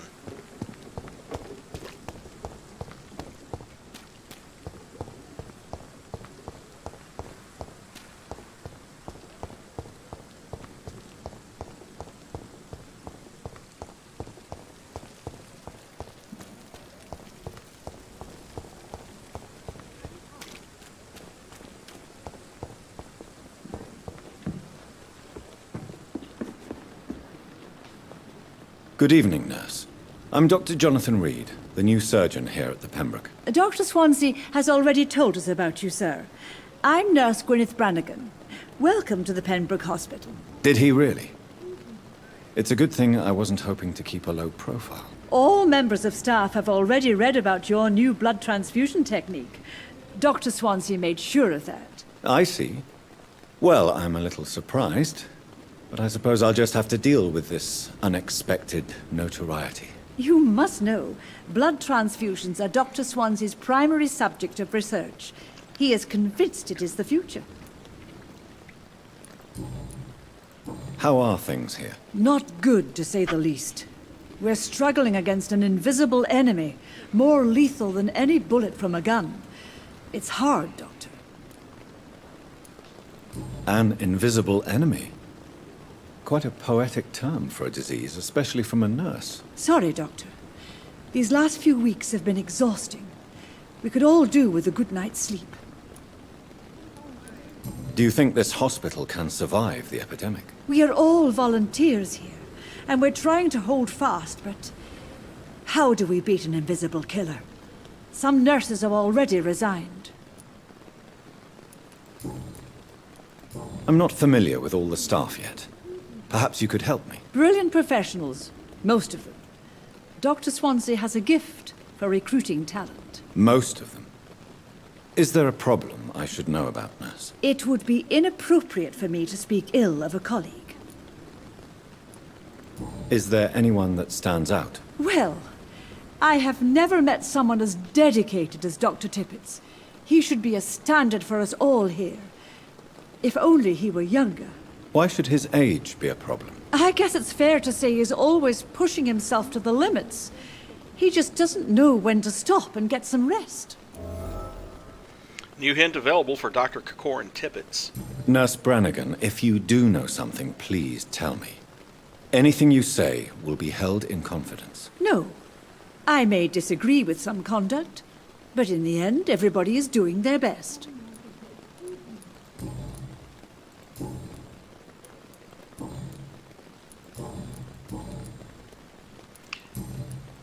Goodbye, nurse.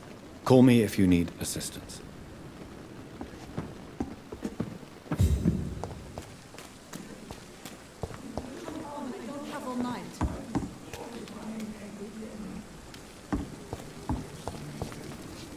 Doctor, where have you been? I've little time to play hide and seek with new staff members, no matter how illustrious they may be. I found a wounded man by the docks. He answers to the name of Clay Cox. He requires urgent medical attention. Already making the rounds? That's the Pembroke spirit. I'll ask our porter, Milton, to bring him back immediately. Thank you, nurse. What can I do for you? Dr. Swansea insisted we provide you a quiet office. You'll find it on the second floor with your name on the door. Thank you. Nurse Crane, isn't it? Yes, Dorothy Crane. Welcome to Pembroke Hospital, Dr. Reid. Your office has been prepared. I would like to ask a few questions first. And Mr. Hampton, the patient we brought in, how does he fare? I gave him a sedative to help him sleep. Poor thing was in quite a state of shock. What kind of man is Dr. Swansea? Well, you accepted the job from him. I thought you would have known about your employer. It's right to assume Dr. Swansea knows far more about me than I do about him. You'll get to know him soon enough, and better than me. The administrator has better things to do than mix with us. Apologies, I've only just met him the once. This is sudden. I've only just returned to England. Dr. Swansea is a brilliant surgeon and the most compassionate physician. If you could point me in the direction of my room again, nurse. Second floor of the hospital, left after the stairs. It's the last vacant office at the end of the corridor. Thank you, Nurse Crane.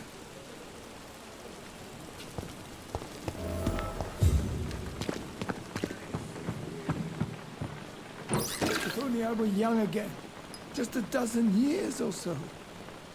Good evening, Nurse Brannigan. Good evening, Doctor.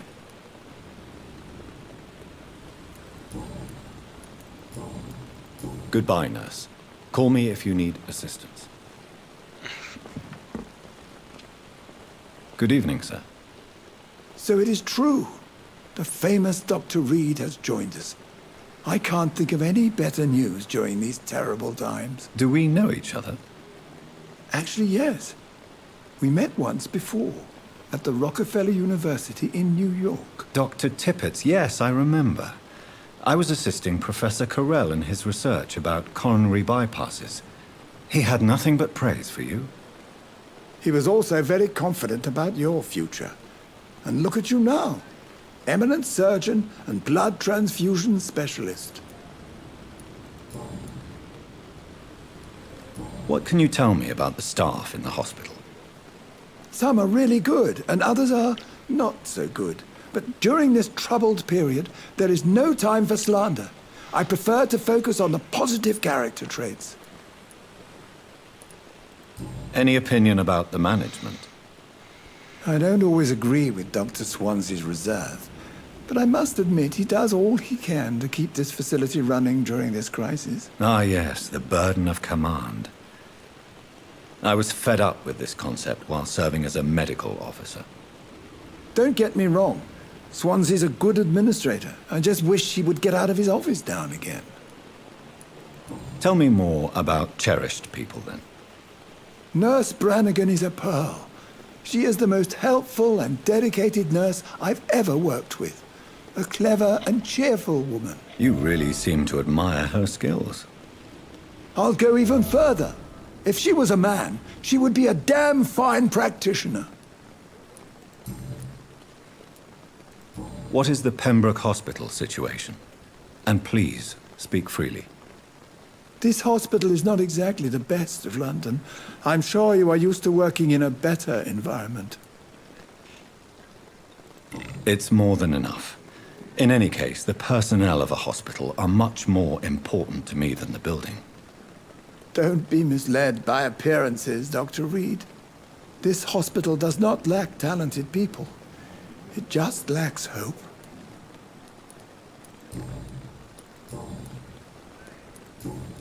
Okay, well, since I can't ask him any personal questions yet... You're exhausting yourself, Corcoran. Maybe you should think about preserving your strength. No. We must keep on healing all those poor souls. We are the last rampart before chaos. Once more unto the breach. Nurse Brannigan is worried about you, Doctor. She should not have told you that. I will have a word with her. You don't have to blame her for her honesty. I'm not that kind of man, my dear Jonathan. Actually, Nurse Brannigan's opinion is the only one I may listen to. Well, that is 1918 for you. Goodbye, Dr. Tippett.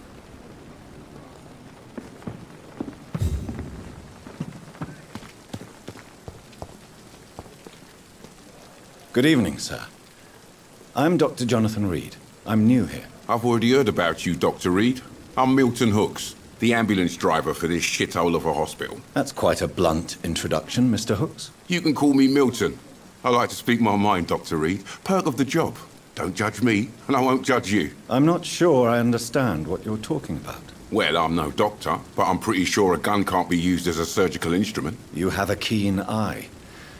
I learned to shoot during the war, and have carried one ever since. Old habits die hard. No need to explain, Dr. Reid. And if you ever need a better gun, remember, I may have something for you. I have found your wallet. I have some good news, Milton. What? The epidemic's over? I retrieved your wallet, with all the money, and a certain picture. Well, yeah, Pippa Hawkins is my girl. So what? Is it the difference of skin colour that bothers you? Not at all, Milton. Good. Please, take this money anyway. To remind you to keep your mouth shut. Not everybody is as broad-minded as you, Dr. Reid. 40 shillings, I can live with that. Are you really smuggling weapons through the hospital? And why not? I've already been attacked by patients, you know. And by gang members willing to steal my money. But you're not defending yourself. You're selling guns to civilians. You keep people alive your own way, Doctor. I offer them another way to protect their health. How is the situation around here? You want to hear the situation is all right? It's fucking awful. We lack everything. And it's getting worse every day. So what do you do exactly in this hospital? Apart from smuggling guns, I mean. I've been an ambulance driver since... too long, I guess. I bring sick people here night and day. It's a dirty job, but I get it done. Most of the time. It sounds like things have been a bit rough recently. What's happened? Yesterday I got attacked by the patient I was bringing here. I escaped through the hospital's garden, but I lost my wallet when I was running. You left an infected patient outside the hospital? That's incredibly dangerous. Go there yourself if you want, but be careful, Doctor. I'd rather not bring your dead body back. Since you're on the front line, how is the sanitary situation in this vicinity? It's a complete disaster. It's even getting dangerous to enter some streets or buildings. Even the locals attack you.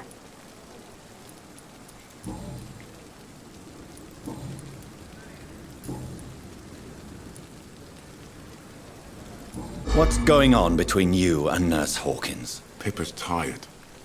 Tired of all this shit. Tired of all those corpses piling up. She's as depressed as I am.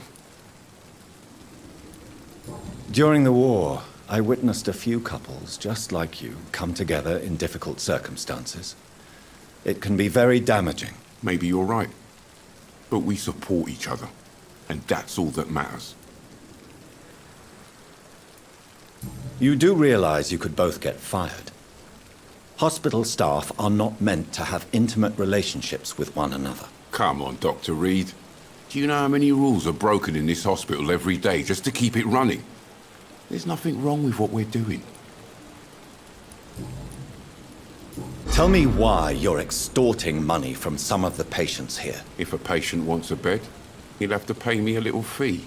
That's all. Where did you get the idea for such an immoral scam? Funny you should ask. The first time it was from a patient who bribed me to get a bed. It's only then I realized I could make a fortune.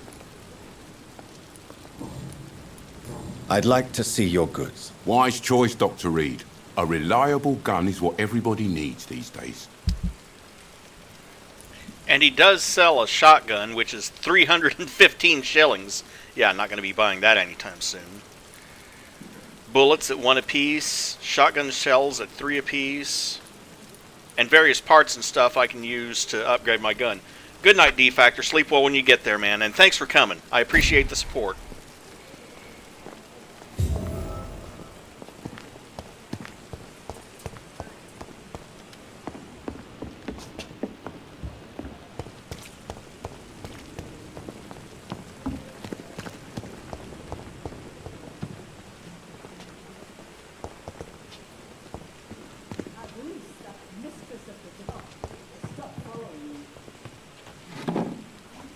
Two more small bottles.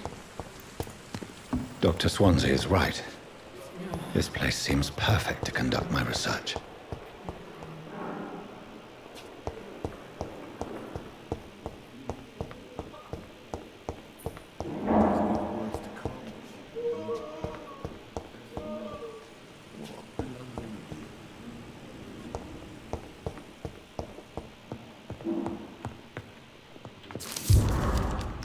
Unfinished letter.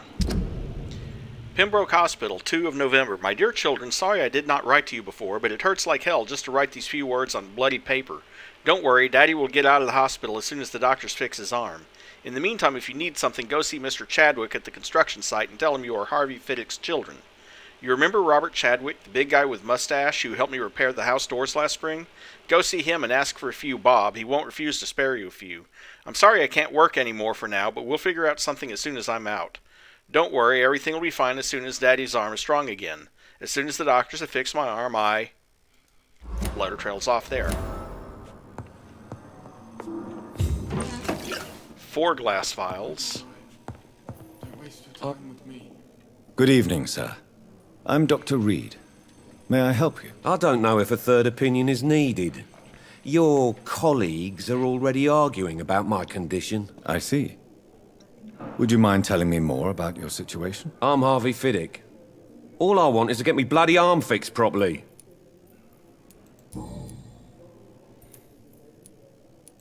Tell me about yourself, Mr. Fiddick. I'm just a regular guy waiting to get his arm fixed, so I can return to work and to my family. I was more curious about what you were doing before being hospitalized. I'm a carpenter, and a good one too.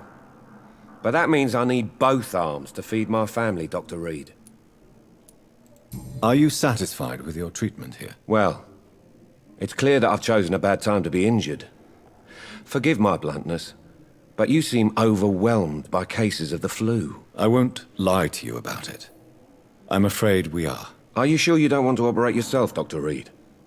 I have the feeling you're very capable. And your colleagues seem to think so too. In other circumstances, you would be right. But for now, I don't think I can take on the responsibility. My apologies. Tell me about the doctors who are arguing about your case. Strickland and Ackroyd. They both want the best for me, but there's a lot of pride there. Doctors are no different from carpenters, it seems. What do you mean? I often had professional arguments with rivals on a building site. Difference is, I disagreed about wooden nails, not flesh and bones. You seem worried about the safety of your family. And it's obviously the reason why your wound troubles you so much. I cannot give up on my children now. They both need me living. What about their mother, if I may ask? She died in 1915 during one of the first Zeppelin raids. We never found her body.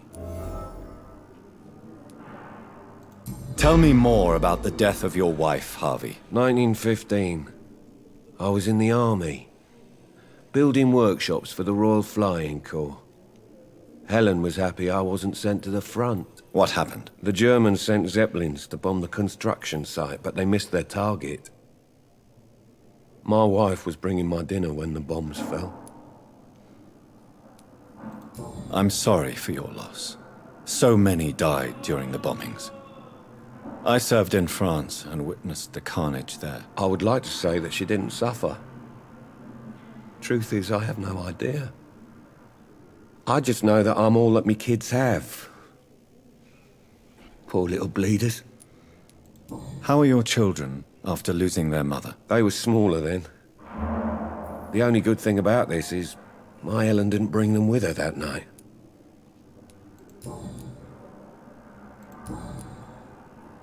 Goodbye for now, Mr. Fiddick. I'll see you later.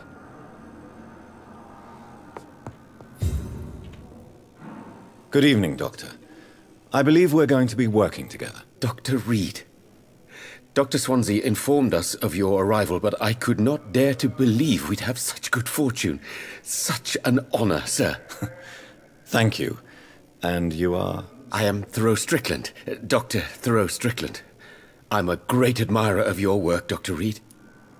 By the way, I do apologize for all the dialogue and exposition here, but it is part of the game. It is sort of a role-playing game. Please, could you tell me something about yourself? I'm a great admirer of your work concerning blood transfusion, Dr. Reid. I run my own experiments. I'm convinced it's the future. What made you choose to be a doctor? I'm not ashamed to admit you and your work have inspired me. I am honored to have the opportunity to work by your side. It's always a pleasure to share scientific and medical knowledge with someone eager to learn. I'll be glad to help you if I can. This epidemic may be the century's most terrible disaster, but I'm convinced that we, as doctors, are the only ones able to defeat it. That is true, Carrie. I based my technique on my mentor's research. He helped me perfect my method. What is yours? I'd rather not talk about it. For now, it's just theories and first approach. My process is purely experimental and unsuccessful. As long as you're cautious and methodical, you may remain empty-handed, but you won't fail. You're not the first one to warn me, but I am convinced knowledge is the main weapon against the ravages of this epidemic. What can you tell me about the Pembroke? Well, it has always been an honor to work with Dr. Swansea. But with your arrival, I can't think of a better opportunity to learn about blood transfusion. You seem quite optimistic. It's a rare and precious attitude in these difficult times. I'm convinced that this epidemic is a test of endurance and dedication for us men of science. Questions remain about our capacity to resolve the situation. True. Last summer, during the first wave of the epidemic, I used to joke with Milton about the extra work. We're not smiling now. Do you need help with anything in particular? Well, yes, maybe. I'm waiting for a batch of products I ordered for my personal research, yet my supplier seems to have vanished. Do you want me to play the errand boy for you? Oh no, Dr. Reid. But if you went personally to his shop, what with your reputation and all, he wouldn't dare to refuse the products I need. I see. Well, give me the address, for I may pass by if I have time.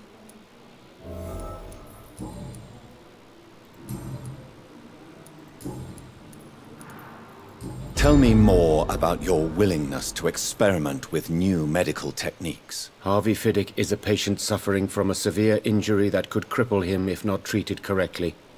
I'm convinced your blood transfusion technique could help him. What is it you really want? To save him, or to prove your point? Fair question. I want nothing but to save my patient, Dr. Reid. Especially since I know Mr. Fiddick's story. Tell me Mr. Fiddick's story. Our first diagnosis was compromised because Mr. Fiddick lied to us about the real origin of his injury. He first claimed it was an accident. But why would he hide such crucial information from us? Because he is a proud father, ashamed of putting his children at risk because of his own negligence. This personal involvement could also appear to be a lack of impartiality. You must know that a good surgeon must remain neutral. I agree. But that does not excuse Dr. Ackroyd's behavior, a man who did not even take time to converse with his patient. Do you think keeping his distance was a mistake? All I know is that I'm taking care of human beings with desires, hopes, and fears. Not some biological machine comprised of blood, bones, and flesh. Goodbye, Dr. Strickland. I'll talk to him later, but he did give me another thing on, well, if it'll let me talk to him. Guess it won't let me talk to him right now. This hospital seems to be falling apart. But in the circumstances, I'm willing to give you the benefit of the doubt. I'm all right. Don't waste your time with me. Good evening, madam. Can I help you? It's my son who needs you, sir. I'm Dr. Jonathan Reid. How can I help your son? I'm Beatrice Goswick, mother of Mortimer Goswick. Could you check on him, please, Dr. Reid? I've heard much of your talents as a physician. What can you tell me about yourself, Mrs. Goswick? Not much to say. Just take care of my Mortimer and I'll cover all the expenses. That's all that matters. May I ask if you have an occupation, Mrs. Goswick? I'm a teacher by profession. I teach young women who are more ambitious about their futures than their families. Are you really that rich? Most of the patients here are of a more humble origin, if I may say so. Yes, thanks to my husband. May he rest in peace. I can cover any needed medical expenses. What do you think of your reception here? Any complaints? I have had the uttermost reservations about this hospital since we arrived. But we had no other choice, considering the state of emergency. Is there something in particular that's bothering you? Some of the staff were not especially welcoming. I suspect they're not accustomed to dealing with patients of such social standing. Tell me more about your arrival at the Pembroke Hospital. What gave you such a bad first impression? The ambulance driver was quite rude, for a start. And that nurse, Miss Hawkins, seems to have quite a dubious attitude. What do you mean? She managed to secure a bed for my son despite the epidemic. It was a relief, but it wasn't cheap. She charged you for a bed? Yes, and I paid without question, considering the urgency of the situation. I share your concern, Mrs. Goswick. Be sure that I'll talk to the people involved. I don't expect compensation, Dr. Reid. But I'm aware such behavior would not be tolerated in other hospitals.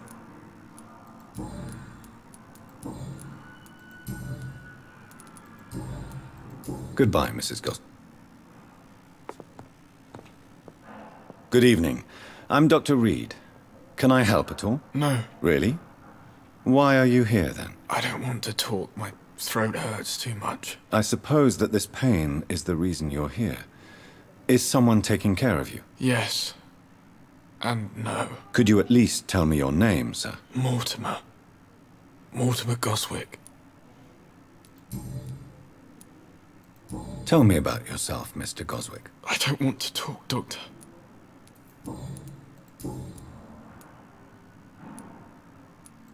How painful is your throat, Mr. Goswick? So painful I'd rather not talk at all, Doctor. I'm sure you realize a doctor and his patient have to communicate, sir. Would it help if I gave you some paper and a pen? Not really. I see. Then maybe it's not just your throat that hurts, Mr. Goswick. Perhaps your sore throat is just the consequence of something more hurtful. Yes, maybe.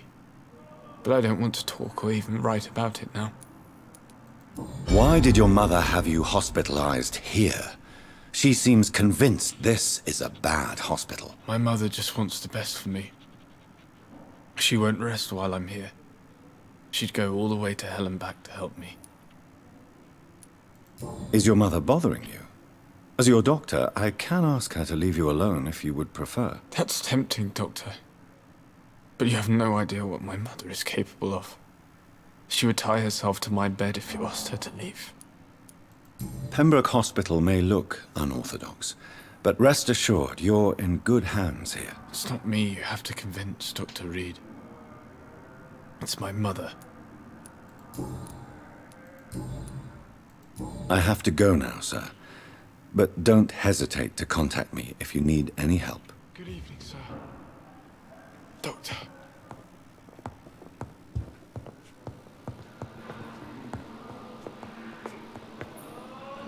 Good evening, Dr. Strickland. And good evening to you, Dr. Reid.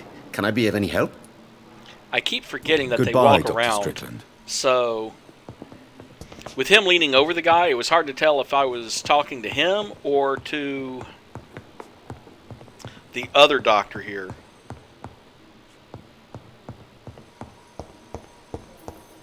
But I think that's the other guy. I know that Pembroke will prevail and survive.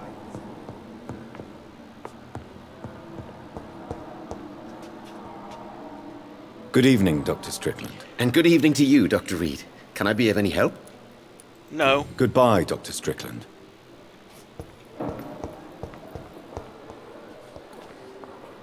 Good evening, sir. I'm Dr. Reid. I believe we're going to be colleagues. Reid? Yes, I've been informed about your arrival. I'm Waverly Ackroyd. Welcome aboard, I suppose. Does my arrival inconvenience you in some way, Dr. Ackroyd? Let us just say that I don't particularly share Dr. Swansea's enthusiasm for hiring you. What we need here are reliable professionals, not overrated dabblers.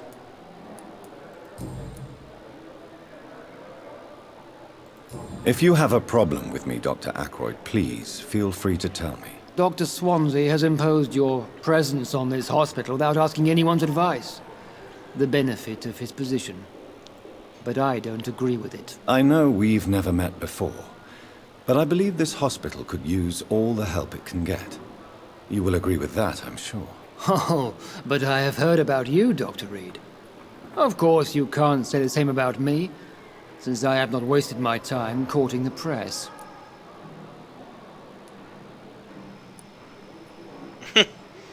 Oh, geez. What a choice here.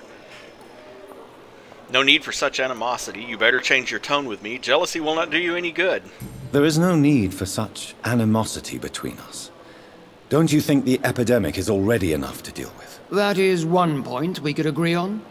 And that is precisely why I want to be sure that you will be of help to this hospital, instead of a burden. Since your tenure in this hospital is longer than mine, perhaps you can tell me more about this place. Let's just say I'm tired of the carelessness around me. I have always respected the skills of Dr. Swansea, but over time his enthusiasm has become displaced. Carelessness? Exactly what are you talking about? We're here to save lives. The people who trust us are not volunteering for experimentation. They're here to be healed. I don't intend to run any radical experiments, Doctor. Even if I, as any good practitioner should, express an interest in pushing the boundaries of medical research. Modern medical methods were created through audacity and ego. But there are rules in our line of work, and they're here to protect our patients. Tell me, Waverly, what do you think of Dr. Strickland's enthusiasm for his experimental research? Strickland is playing with his patients' lives for pride and glory.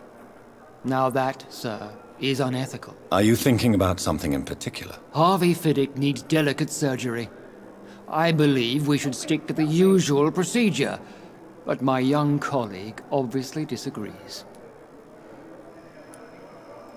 Why do you wish to lead this surgery? I strongly believe that Mr. Fiddick should not be butchered to test an unproven procedure. I really hope you're right about this, Dr. Ackroyd.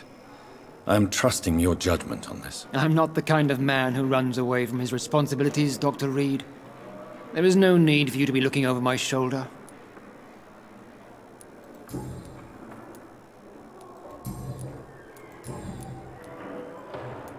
It seems you have bad memories of your military service. I refuse to see this industrial slaughter as scientific progress. War only reveals the worst in men. We can at least agree on something, Dr. Ackroyd. I don't know what you've heard about me, but I have already proved my value as a practitioner. I don't question your skills, Dr. Reid, but your motive. Is it money, fame, or are you truly dedicated? And what exactly is that supposed to mean? I served in the war just like you. But unlike you, I did not use the wounded to play the modern sorcerer. Be careful what you insinuate, Dr. Ackroyd. I only want you to admit you used those men to improve your theories. Knowledge has always been and will remain our main weapon, and it has always come at a price. And personal initiative. It is not a question of initiative, it is a question of integrity. These men and women have put their faith in us, Dr. Reid. Thank you for your time. We'll talk later.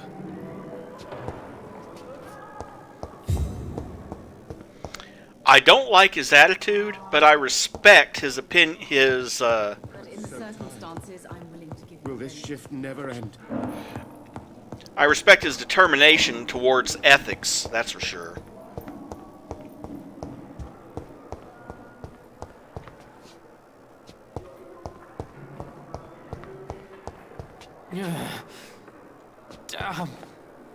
The pain. Time has lost its effect on me. Good evening, miss. I'm Dr. Reid, the new surgeon at the Pembroke Hospital. And who are you? Your name has no meaning to me, mortal. You're nothing but dust blown by the winds of eternity. I beg your pardon? What are you begging for, mortal? My clemency? Well, tonight maybe I'm inclined to mercy. You'll never forget the night you met Thelma Howcroft. You keep calling me mortal. Why is that? And if I'm mortal, what are you? Well, Dr. Reid, if you must know, I'm a vampire. No, dear, you are not. And he is. Oops. Who are you really, Miss Howcroft? I mean, apart from being a vampire. Is that not enough for you, puny mortal? What do you require? Proof of my powers? I'm curious to know who you were before becoming a vampire. No, it was such a long time ago, I don't remember. Centuries of unholy life can have strange effects on one's minds, you see?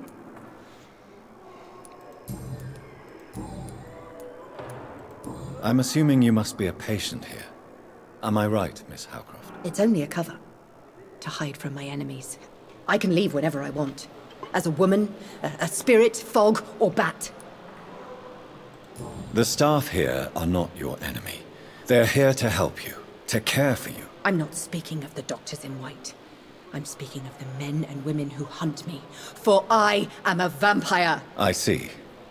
Don't worry. These people will not find you here. I'll personally make sure they leave you alone. Thank you, mortal. But do not interfere with them, for you are no match for those that hunt me.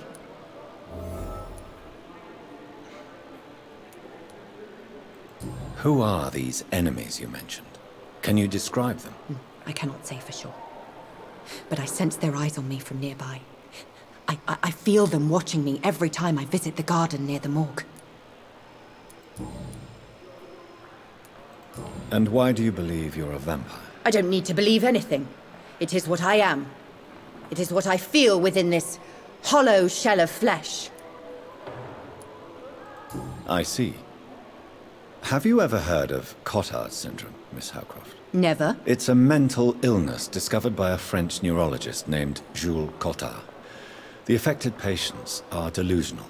They believe that they are putrefying, that they are dead, a ghost or... Delusional, you say? Oh, sad and petty mortal. You can't even begin to understand the concept of immortality. And you think it is I who am delusional. Yep. Please, describe to me how you feel. What is it like to be a vampire? I can hear my body crumble from the inside as my flesh cracks and fades. I sense the last pulse of pustulant blood within my drying veins. I need new blood.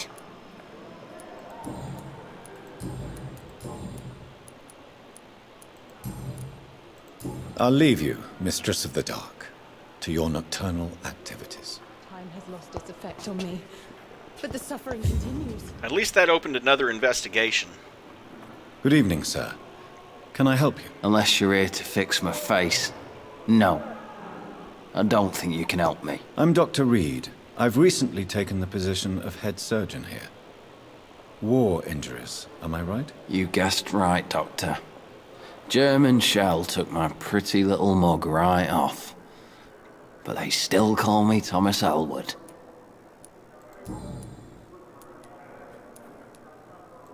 Where were you stationed, sir? Did you serve for long? I really don't want to talk about all this shit. No offense. I was pushing too much. I served in France myself. I just wanted to know what happened to you. You were an officer, weren't you? Then I doubt we fought the same war, sir. No offense. How close are you to Miss Hawcroft? Are you aware that she thinks she is a vampire? Since you won't shut up about it. Nibble is the best reason to stay here. Every time she approaches my bed, she treats me like something tasty. A normal person. Aren't you afraid? She may hurt you if the game goes too far. She's quite harmless, I can assure you. Her head's broken inside is all. While I'm busted on the outside. But she's still beautiful. Living proof that there's hope for me. So do you let her bite you? You know that's not sanitary. And why not? She's only supping a few drops of me blood. And the pain, it's real for once. She could decide to bite less willing patients. Then it's another good reason for me to stay here, Doctor. You do realize she's mentally disturbed. It's called the Cotard syndrome. She truly believes she's a vampire. In her madness, she never refers to my scars. And frankly, if I could, I'd join her world. It seems much more fun than the real one.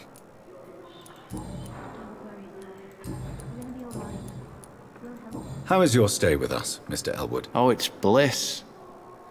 I just escaped death in the trenches to be surrounded again by the moans of the dying. Can I ask you precisely why you're a patient here? It's the pain, sir. The drugs don't work. It just hurts under the scars, if you get my drift. Who is treating you? Is someone in particular looking after your case? Nobody since the old and tired doctor spoke to me. Started to think I was forgotten about. Wouldn't blame you. You don't seem worried by that. My face hurts so much more when I smile or cry. I've learned it's easier not to speak. But be assured I'm smiling inside. Can I do anything for your pain? Nurses gave me a bunch of pills. No effect. Told you. It's like the flames are under my skin, burning away. Some sort of neuralgia, then. Goodbye for now, Mr. Elwood. Damn. The pain.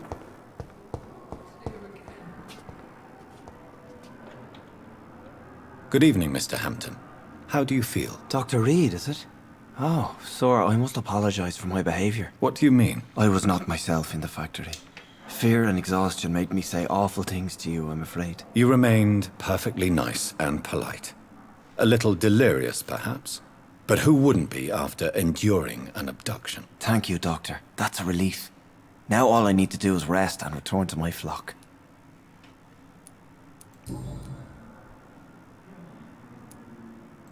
Do you know Tom Watts, the bartender from the Turtle?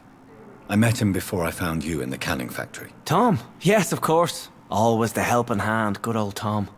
Without men like him, corruption and despair would have wiped out the East End long ago. Who should I avoid in this part of town, then? Any particularly evil figures? Not really. Most men and women are just doing their best. And it's not my habit to speak ill of people I know, Doctor. People are still in despair. How could it be otherwise? The authorities have left us all to rot in this contagious nightmare. No drugs, no advice, nothing. It's a damn shame. What is the general situation in the East End docks? The situation has always been tough, with a lot of tensions between the gangs and the dockers' trade union. The wet boot boys are very nervous since they lost their leader. Has the gang been threatening you? Ah, no.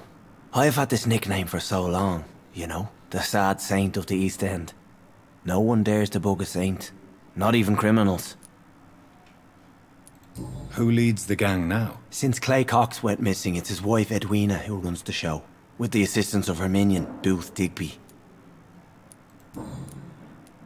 How did you end up in William Bishop's den? I had received alarming news about his recent behavior. I went to his place and he refused to let me go. Why did he abduct you? William was an alcoholic. His addiction suddenly changed to blood. I don't know why. Just like a patient I met here. This Miss Hawcroft. You dared to enter this awful place alone. You're a hero, Mr. Hampton. Or a fool. I'm just a man trying to help his friends, Dr. Reid. William Bishop was a conflicted soul, searching for light.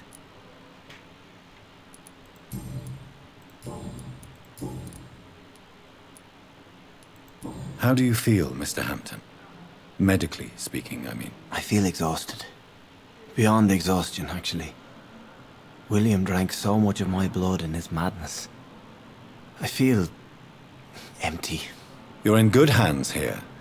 Dr. Swansea is well versed in blood transfusion, and I'm sure he'll take the best care of you. Thank you, sir. I believe all I need is rest, and then I can go back to the people who need me. What do you do for a living, Mr. Hampton? I can't help but notice the cross around your neck. I manage a night asylum for the poor and homeless of the docks, and I try to guide the lost and hesitant on the right path to our Lord. Are you a priest, Mr. Hampton? A deacon, maybe? Not at all, Doctor. I'm just a man of faith willing to preach the good word. Why didn't you use your cross against William Bishop? To repel him somehow? That's a very strange question, Doctor. A cross is no magical token, if that's what you were trying to say. Not mine, anyway. Have you made friends since you arrived? Not really, but I recognize Miss Harriet Jones. I knew her when she lived by the docks. That poor woman had such a miserable life. You never came to see her here at Pembroke? Receiving visits when sick can be an important part of the healing process, you know. We're not just bodies. You're preaching to the converted now, Doctor. To be truly honest, I thought she was dead. She left the docks many months ago. Goodbye, Mr. Hampton. We'll talk again later. Yeah, we will.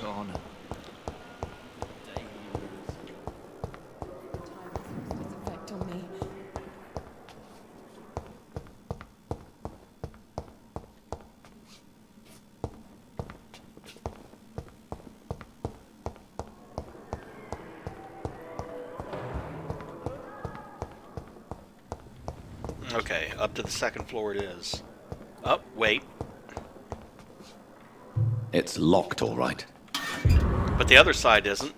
Long letter. Birmingham, 27th October. Hello, sis. How are things in the big city? Here in Brum, things are not so good. It seems the flu is here again, and we have many new cases of infection in the neighborhood. Do you remember Mrs. Scheller, the old drinking hag from the 3rd floor? She passed away 2 days ago, and her flat is already occupied again. Geez, you would have to pay me a huge amount of money to go sleep in the bed in which a woman died of the flu just a few hours ago. Sorry I did not take time to quickly answer your last letter. Between taking care of little Paul, Mum, Dad, and my job at the factory, I rarely find time to write to my favorite sister. By the way, my son says hello to his Auntie Pippa. You should see the little bugger, already driving me mad. And Mum says you bring back some of those marvelous cakes the next time you come back home. In your last letter, you told me you thought about quitting your job at the Pembroke Hospital. I have to tell you, Pip, you better think twice. There are always jobs at the factory, but wages are crap, and it's boring as a day without a shag. Oh, I have a new fiancé, and no, I'm no slut, you moral bitch, you. So if you really want to quit and do something more useful than counting the dead every morning, maybe you better stay in London and join that band you told me about. The Guard or Priven, something like that? Never heard of them, but if they're like you said, some sort of civil militia trying to make a difference, then maybe it's a good choice for you. Just be sure to let the others go in front. That's how my poor Billy got killed in France. By leading too many patrols. Bloody war. Anyway, come back as soon as you can and give me all the good news before that. I am your affectionate sister, Lucy, Paul, Mum, and Dad. And new hint about Pippa Hawkins.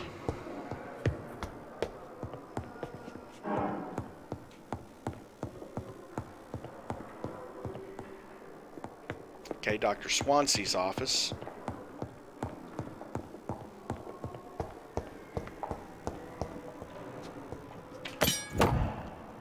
Pick up a used hacksaw.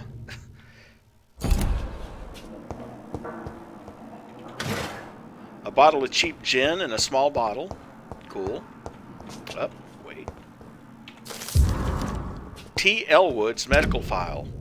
Thomas Elwood, male, age 28, followed by Dr. Tippett's, status convalescence. Date of admission, September 16th, date of release to be determined. Notes, the patient's face has been heavily burnt and disfigured by a bomb during the war. Even with the use of the strongest sedatives, he affirms to regularly endure severe pain from the wounds, as if the flames are still burning under the skin, he says. Examination of the cicatrized tissues show no trace of inflammation, infection, or swelling. Scars are clean. Could it be a case of persisting nerve damage? The patient never ceases to blame himself for his disfiguration. Could it be a case of guilt of the survivor? Phantom pain manifesting as a punishment for not dying with his comrades? Well, it could be, but I tend to think it's probably some form of neuralgia.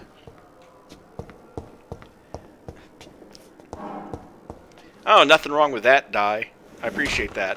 Thanks for coming. This must be the place. It's definitely away from prying eyes. Relegated to the shadows. A kingdom of my own. At least I won't be sleeping in a coffin.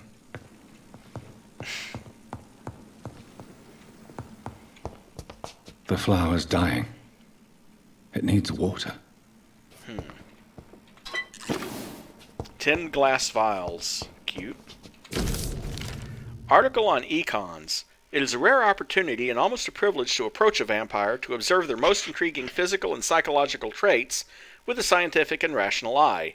Here are some of the most fascinating abilities I've personally observed over the last 10 years while interviewing a few vampires, or econ as they prefer to call themselves. Supernatural speed. A vampire can act and move like a mortal in all his actions, but the trained eye will spot that they have the keenest senses and can react quicker than any mortal.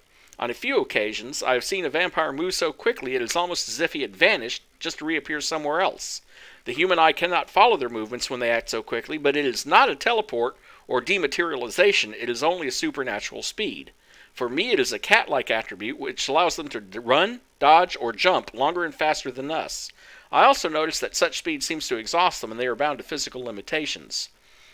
Mesmerism. One of the most powerful abilities the vampire can deploy is the capacity to force a mortal to obey them. I call this mesmerism, but it has nothing to do with the mortal ability to alter a subject's mental state. A vampire can bend a mortal to their will, and they can even break a mind. A vampire I interviewed even told me the more a subject tries to resist, the more permanent the damage will be, as if the vampire could literally fracture the target's psyche. The same vampire explained to me that this ability required time to master, and the result could vary widely from one subject to another. Implant a false memory, erase a painful one. The possibilities are endless and frightening. Blood awareness. This may be the most catastrophic ability of all concerning vampires, since it is the cause of so many tragedies for them and us. Vampires crave for blood. They must use their will to restrain themselves from frenziedly drinking every drop of blood they can see. They need blood to function and to express their full supernatural traits. A famished vampire can be very weak, even if he cannot die of hunger or thirst. This urge, this need for blood, may explain why a vampire is so aroused by it. A vampire confessed to me that blood could sometimes blind him, since its smell and attractiveness can be so strong. When he focuses, a vampire can almost see blood all around them, inside warm bodies, through walls, on a supposedly clean weapon, etc.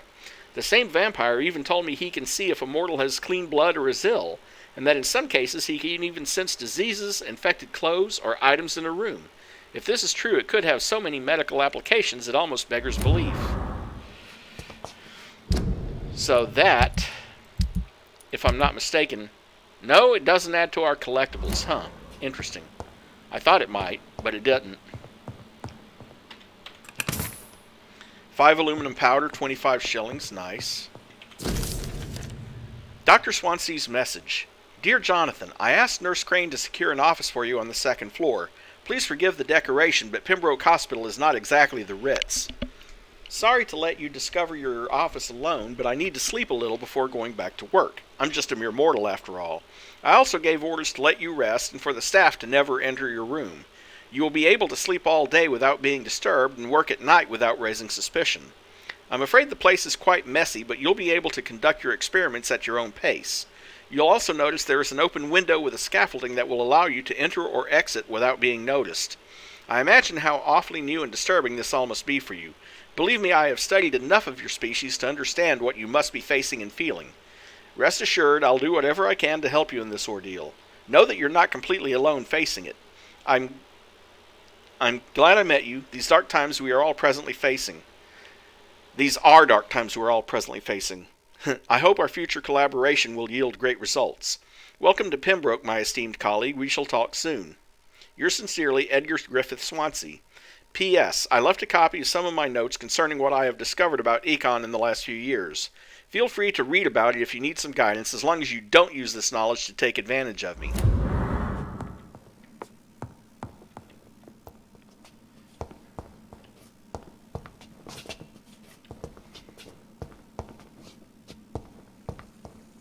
The flower's dying. It needs water.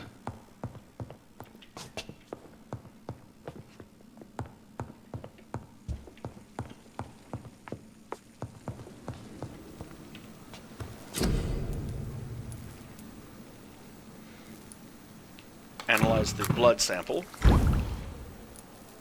Light regeneration serum. Regenerate 300 health points instantly, then 150 over 15 seconds. I need 2 ferrous tartrate. Yeah, 2 sodium hypochlorite solution. I have the watery blood sample and plenty of glass vials.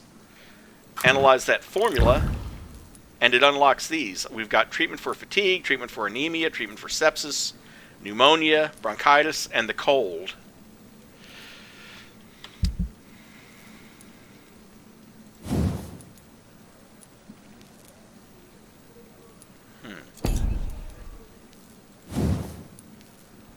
We don't have enough tiny common handle parts, but at least we have enough lead sticks.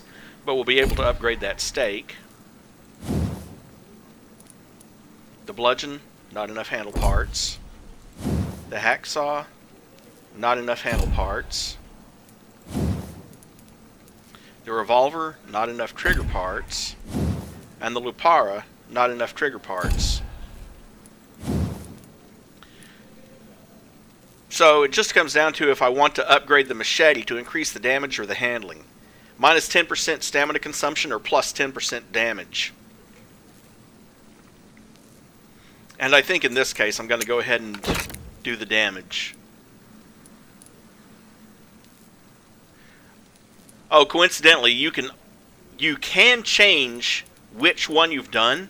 So if I want to change later to enhanced handling, all I need is 1 aluminum powder. But you have to pay the cost each time, and you can only have one or the other.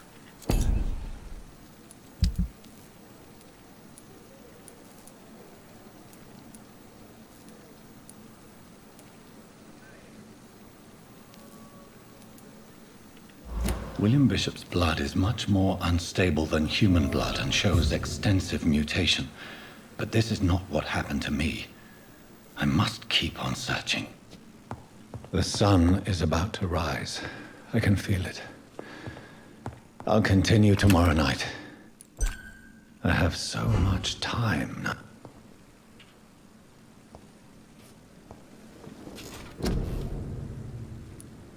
So, 1825 XP.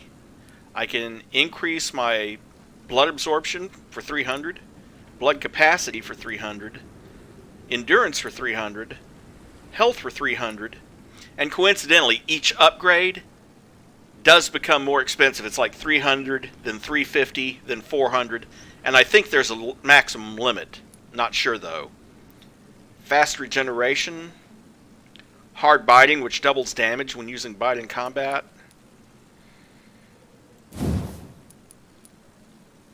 I don't have enough XP to increase claws. You can go ahead and spend the XP. Like if I wanted to, I could go ahead and reserve like 1,000 XP and be halfway there, and then just spend the other 1,000 later.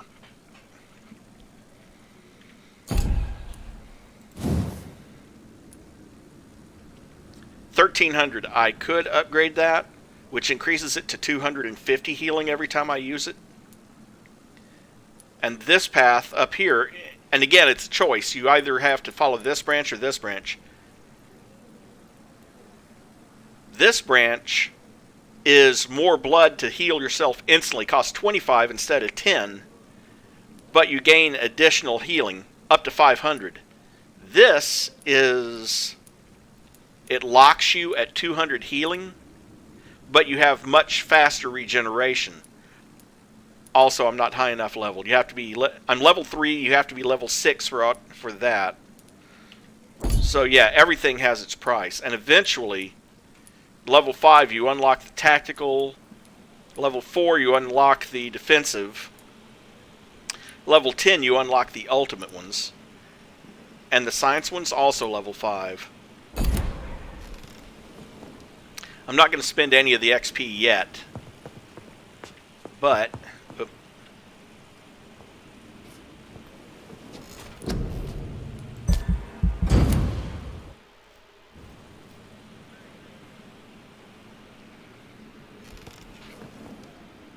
If I'm to stay here until my research is complete, I'd better learn to hide my true nature from the mortals. But what about my thirst for blood? The flower's dying. It needs water.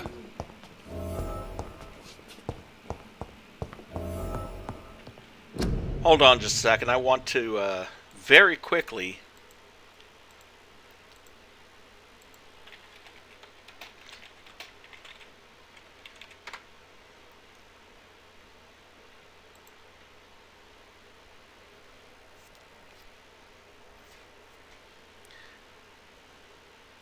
okay. Yeah. I'll take care of the plant later. I wanted to look up watering it, but you actually have to get to the you actually have to be able to get to West End, and West End is filled with enemies that you should be about level 10 to deal with. So I've patients to attend. Yes, Nurse Crane? How can I help you? I'm so sorry. I know Dr. Swansea wanted you to rest, but we have somewhat of a crisis. A crisis, you say? Our supply of antiseptics is nearly depleted. I was hoping there was another box up here, but... What type of hospital are you running? No antiseptics? You have been away too long, Doctor. With the war and now this epidemic, supplies have been running scarce for months now. I may have a solution.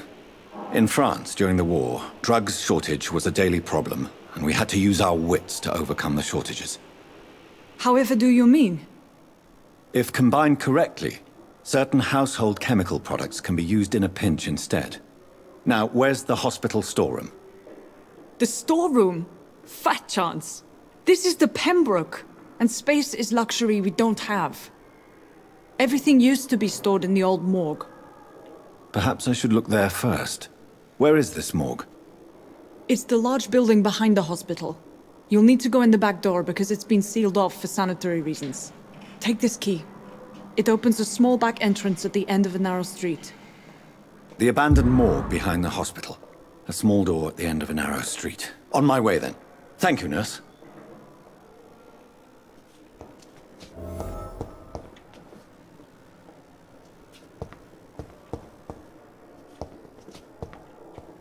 I cannot enter.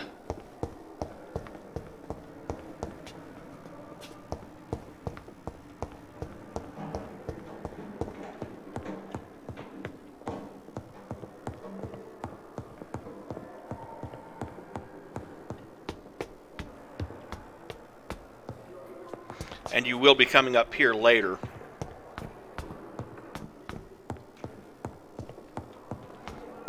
But right now,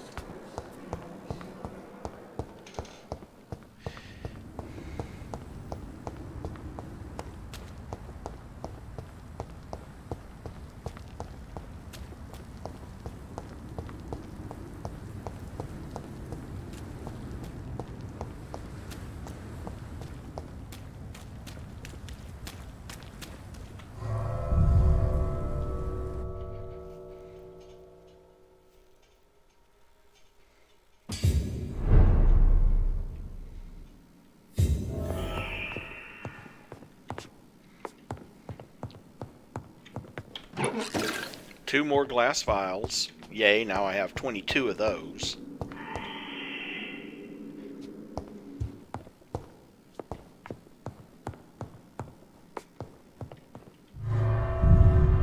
Oop. Didn't realize that was going to take me outside. Or rather, I did, but I thought it was going to take me...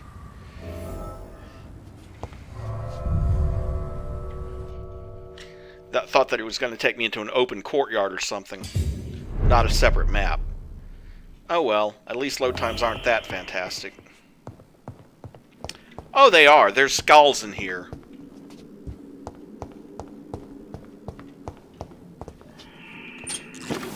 Another glass vial. Not exactly what I was looking for, but I'll take it.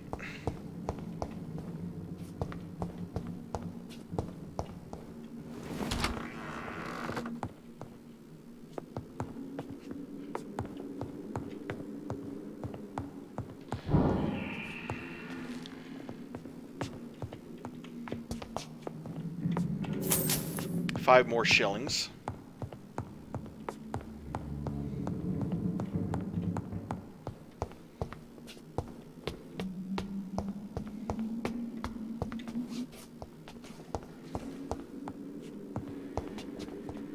Balls of Mars. Fortifiers. As popular as they are ineffective. But they do contain iron tartrate, and that might prove itself useful.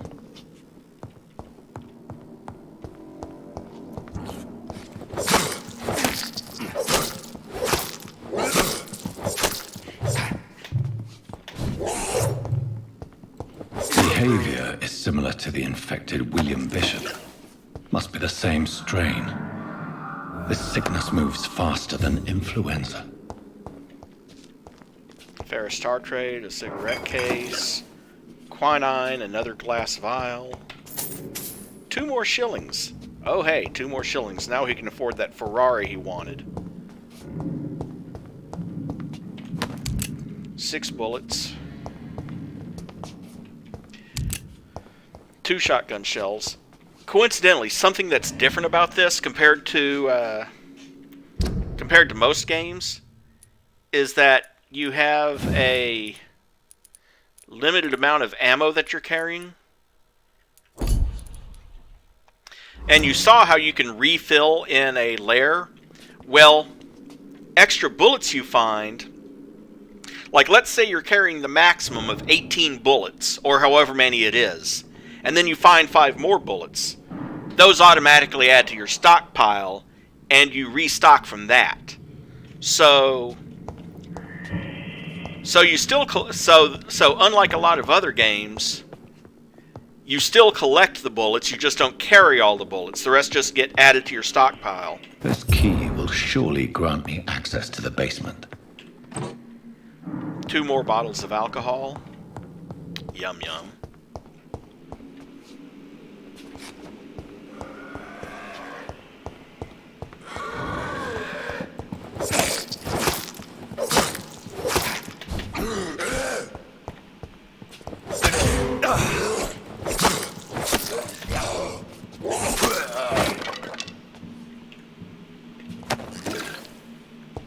Ferrous tartrate and quinine again. I don't think I can get in It's there yet. locked, all right.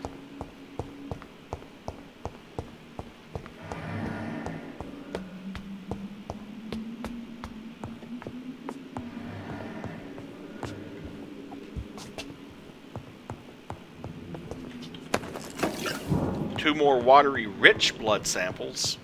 That'll be useful for some of the stuff I can make.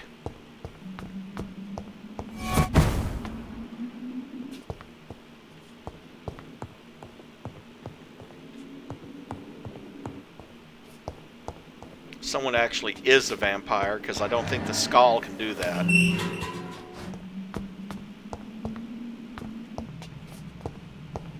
These scowls feed from corpses and the husks of animals. They're not after blood.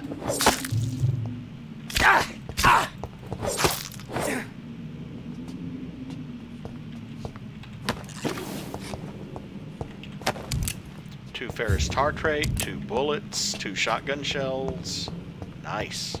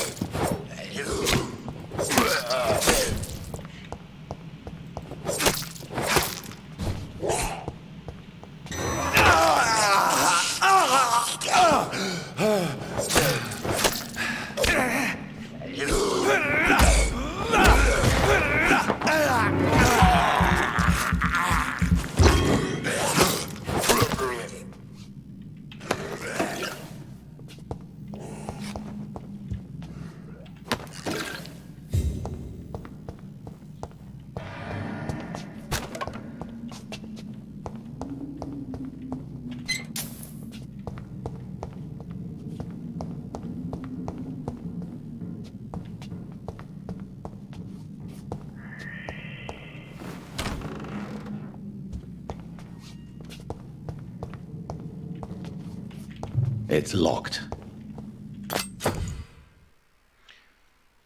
A used Liston knife, a new type of offhand weapon. Equip it and press right mouse to directly absorb blood. Death report. Office of Pembroke Hospital Medical Examiner. Decedent, Samuel Connor. Race Caucasoid. Male, age 39. Address unknown. Fisherman. Natural death. Fast progressing pneumonia by virus-induced pulmonary consolidation. The Spanish flu.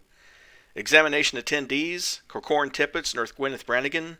Name and signature medical examiner, Corcoran Mr. Tippett. Connor's injuries don't match the report. I'd better look into this.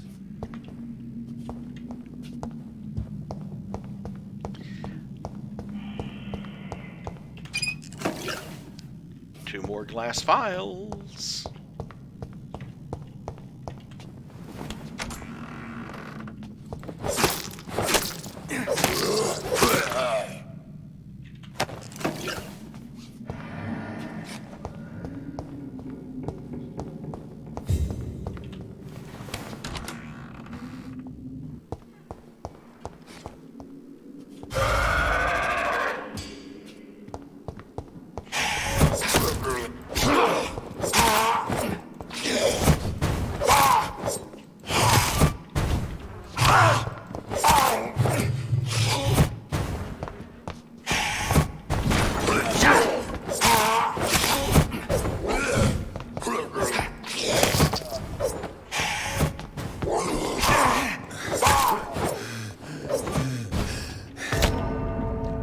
Didn't hit the one key in time.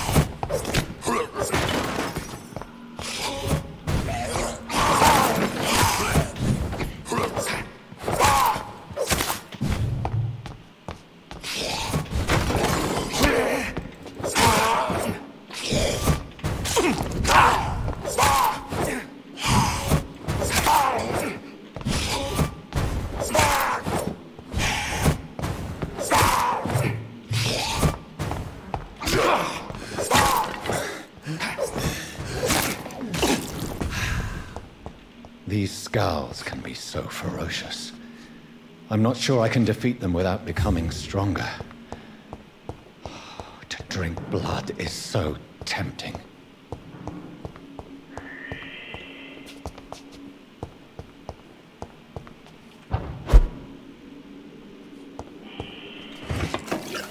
Two watery-rich blood samples and another formula I can analyze.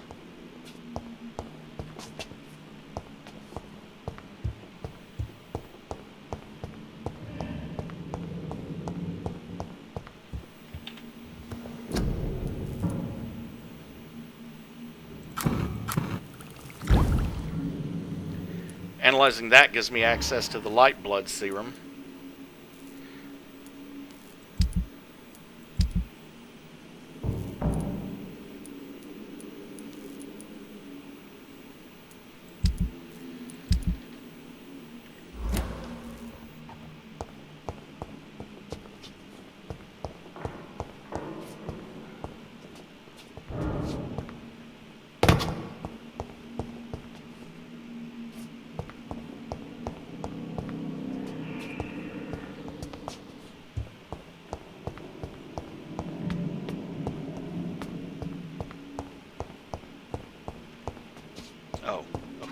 Sodium hypochlorite. Dangerous to administer, but efficient in the proper dosage.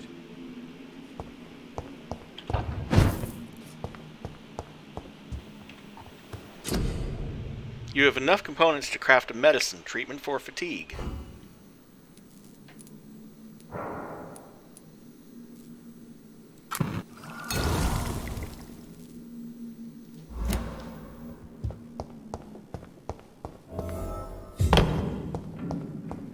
Bring the medicine to to Dorothy in the patient's room.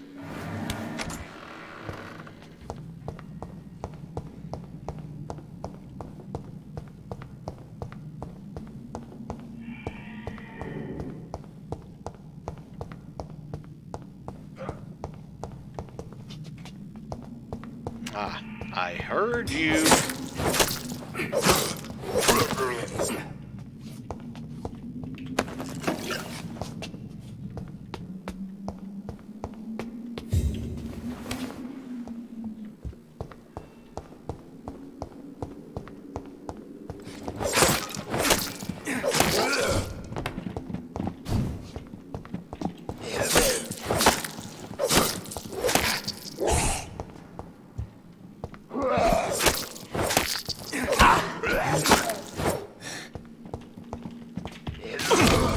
Oh, bull. I hit one, but didn't regenerate enough.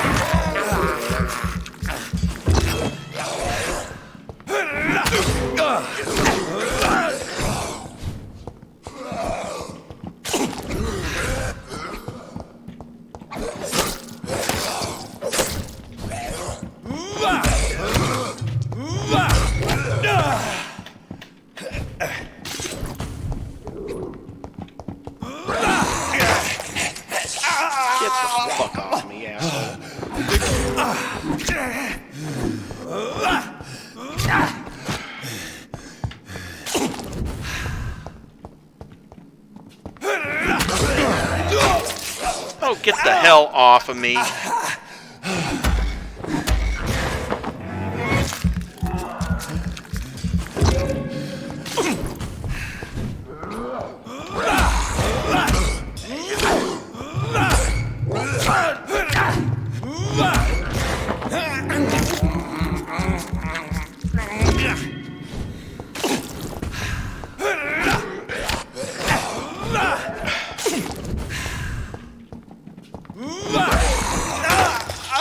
Get the hell off of me.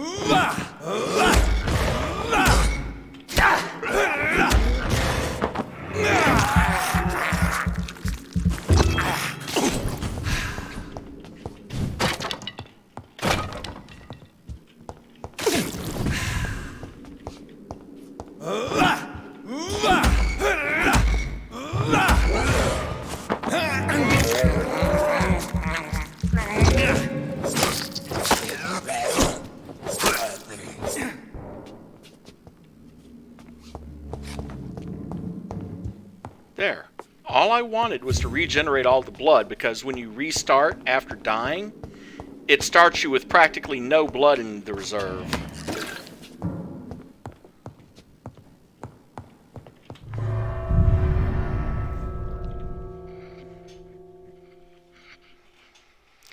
But then they'd jump on me and I'd have to heal, and I'd have to heal some more, and I'd be almost out of blood again, and I'd have to go regenerate again.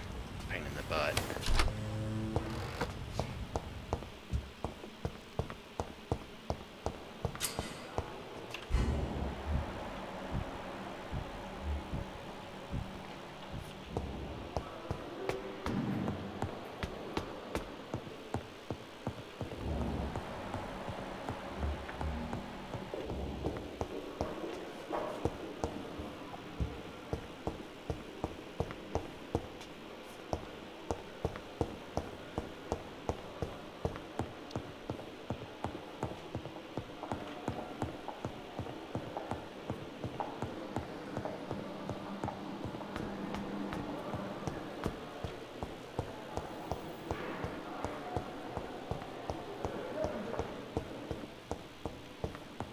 How long must I wait, damn it? Blaming me will not further your agenda, sir. How long? Finally, you've returned, Doctor.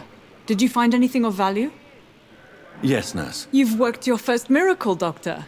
Now, this patient here needs immediate treatment. Duty calls.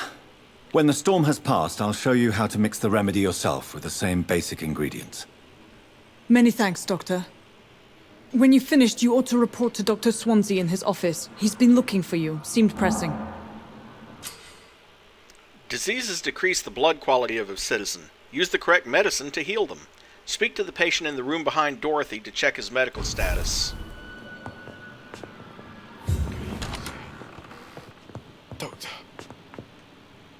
Good evening, Mr. Goswick. How are you? I'm okay. Do you need any help? I'm afraid I may, sir. I don't mean to be a burden. You are not a burden, sir. Healing you is my responsibility. And you have my gratitude for that. Treatment for fatigue, done. Check for details. Recovering.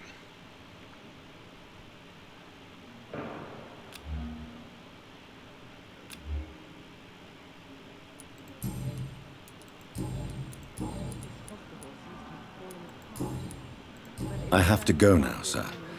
But don't hesitate to contact me if you need any help. Good evening, sir. Doctor. I will not let you down, my boy. Good evening, Mr. Fiddick. Good evening, Dr. Reid. Any news about my operation?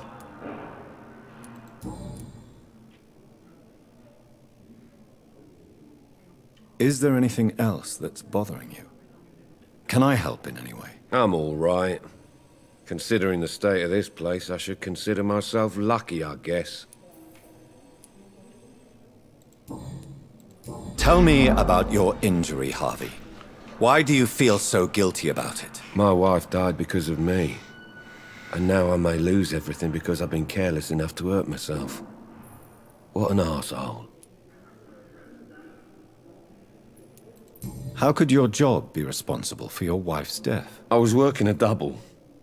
She went out to bring me a hot meal and got caught in a German bomb raid. You can't hold yourself responsible for your injury, Mr. Fiddick. Unless you tried to hurt yourself. Of course I didn't hurt myself. But I can't work until my arm is fixed. My children need to eat, Doctor.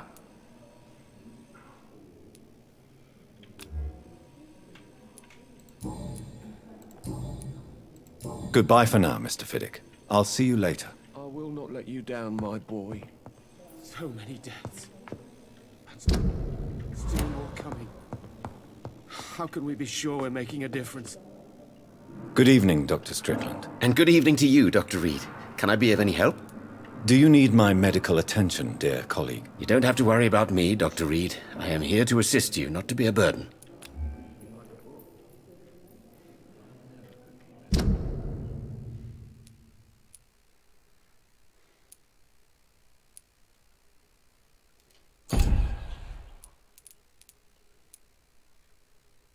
Okay, Clay Cox needs a treatment for fatigue. He's recovering.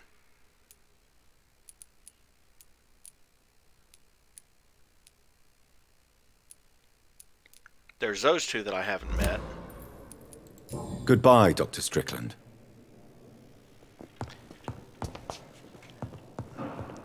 Well, I'll go craft another... Remember, Citizen's Blood will provide you a massive XP boost. Look for citizens of your mesmerized level or below and choose wisely.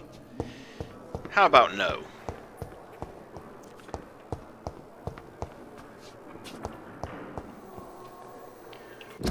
In the name of mercy, they depend on you.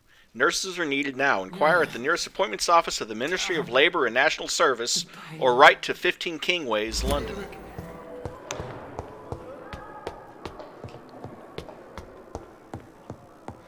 But I'll go craft another fatigue cure to go talk to before, so that I can talk to Clay later and heal him.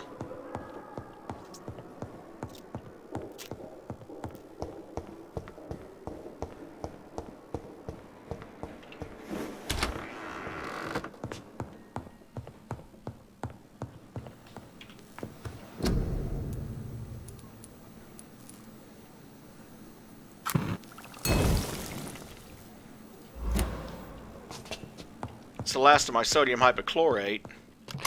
But you'll notice all those bullets that I found, this is what I was talking about. It gets added to your stash.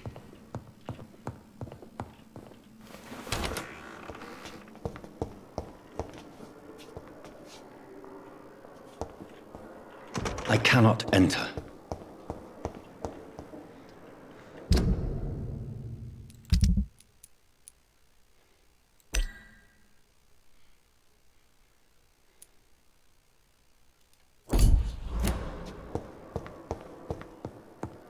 Let's see if I can find... Let's see, there's Elwood, Howcroft, Pippa, Ackroyd, Chandana.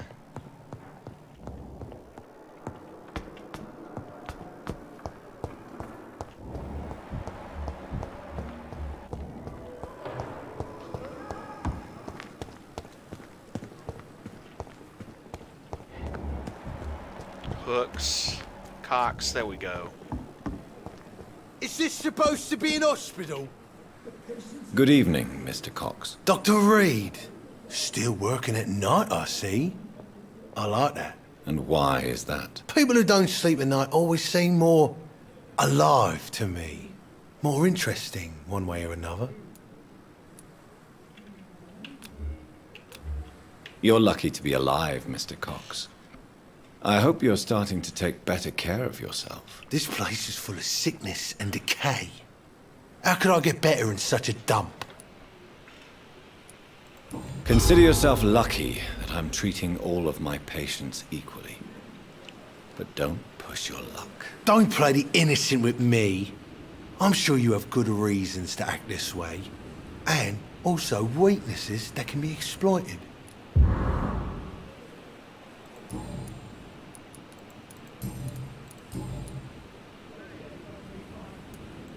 How is your hospitalization going, Mr. Cox? This is a shitty place with shitty staff. But as long as I'm treated all right, I'll be fine. What's wrong with the Pembroke staff? That bastard you sent to bring me here, Milton. I thought he was going to break all my bones before I reached my bed. I see. Any other smart comments? The nurses aren't too ugly. Especially that foxy one, Nurse Crane. Pretty brunette, tough attitude, all like that. What's wrong with the hospital? Come on, Dr. Reid. The place is a dump. Smelly, sad, and dirty. But you're alive thanks to the efforts and dedication of the staff here, aren't you? What are you expecting, a medal? I thought that saving lives was just part of the job. Must be an unsatisfactory profession at this time, I'm sure. Do you ever think about that poor fellow I saw you push in the water? The wound he gave me will make sure I don't forget him. Still fucking hurts. Boss had cut me good. What did he want? Revenge? I recently had to kill his brother. Poor arsehole thought it would be easy to return the favour.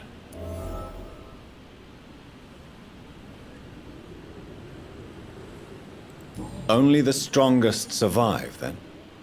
Survival at all costs. Is that all you think about? I'm the toughest bastard you'll ever meet, Dr. Reid.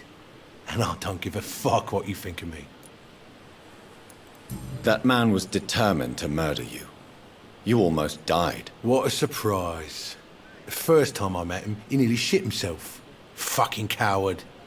I guess revenge gives you balls.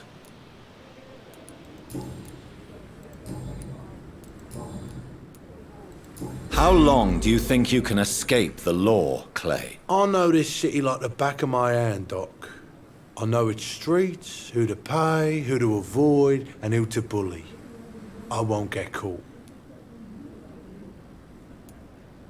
We can't escape the consequences of our actions. The past catches up with us in the end. I ain't afraid of death.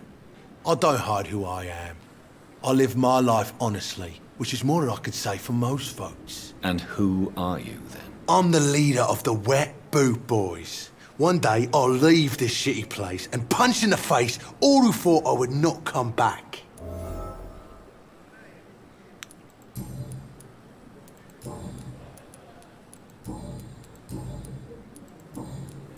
I'll leave you for now, Mr. Cox.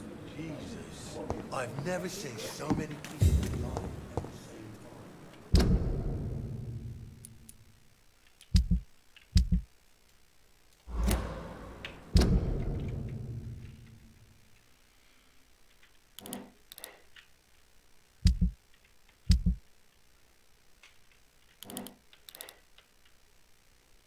The other thing I don't like about this game is the map. You can't really move around the map at all. I mean, you kind of can, but most of the part, all you can do is zoom in and out, and it's really freaking annoying when it does that.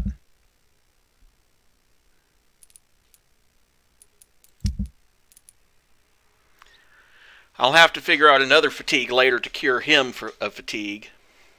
Because that's part of it. You have to cure people. See this health status for the district?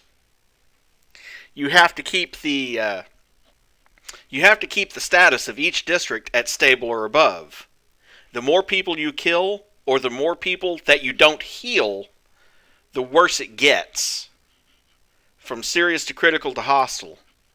So you have to try to keep every district at least stable or better if you want to get one of the good endings.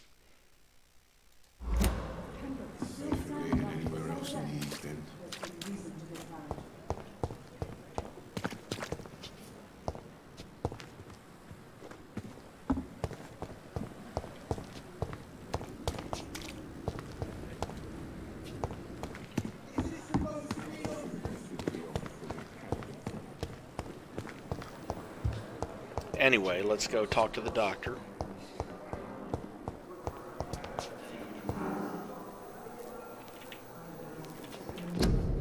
Prevent disease. Careless spitting, sneezing, coughing. Spread influenza. Spread by droplets sprayed by nose and throat. Do not cough in public.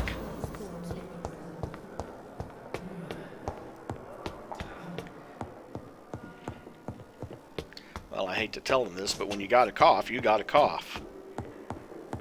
Just, make sure you cover your mouth when you do. Please, Jonathan, come in. Fascinating, is it not? In the last decade, so many mysteries have been brought to light with our microscopes.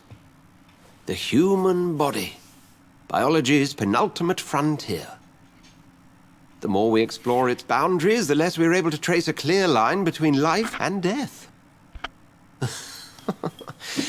You, my friend, have a foot in both countries.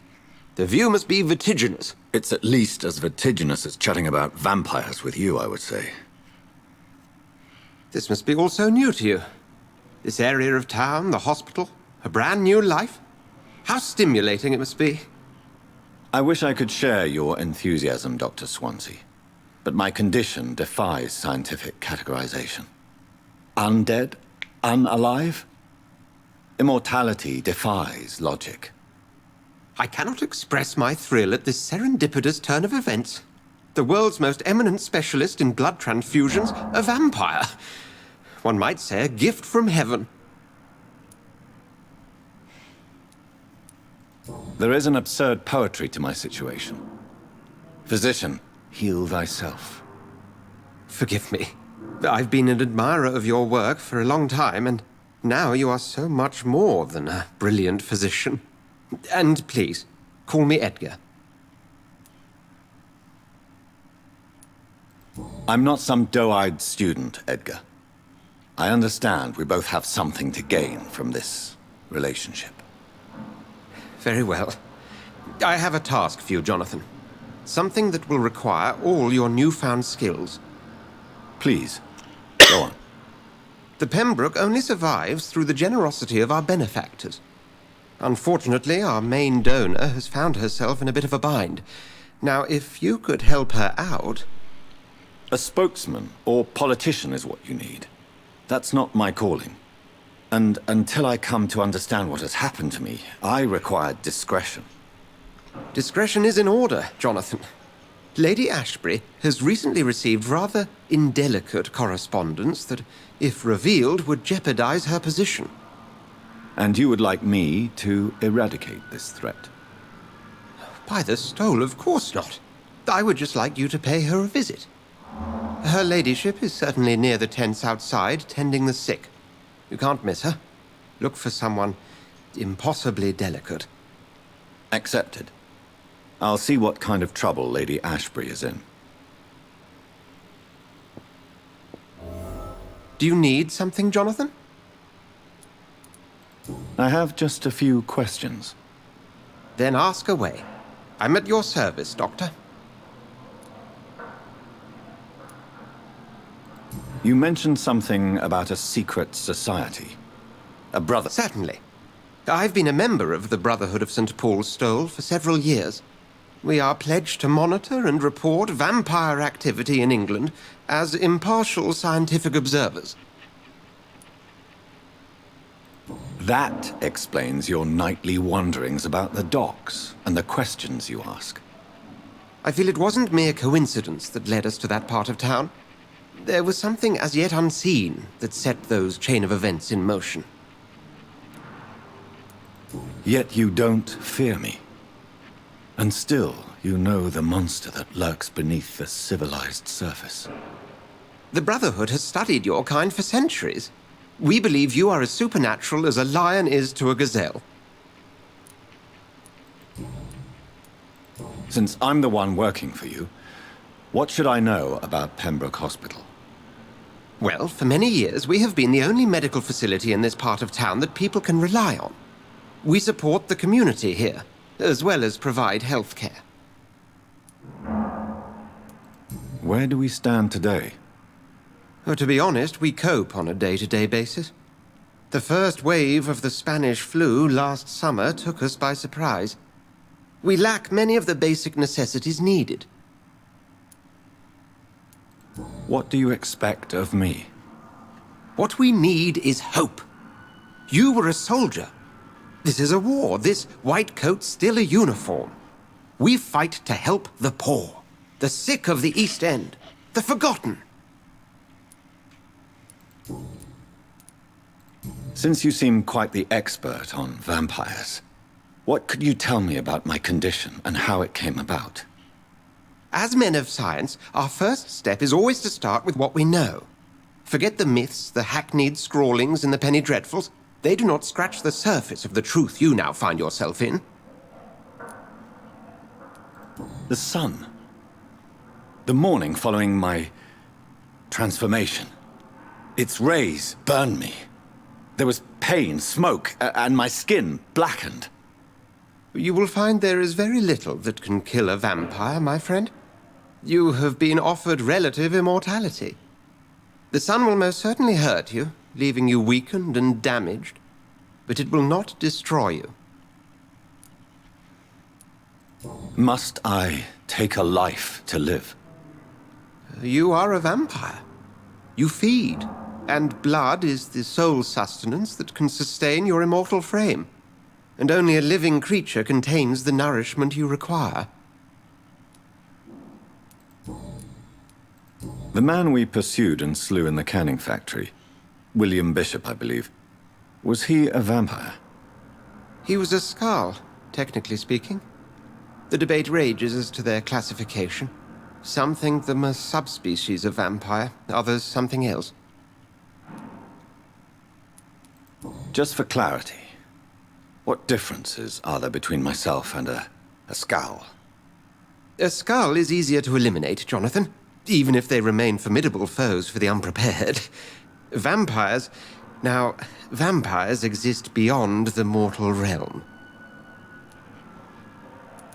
How do Skalds come into existence? The name means slave. The etymology may indicate that they are a lesser species of vampire. From what I know, vampires tend to despise them. We'll see each other again soon, Edgar.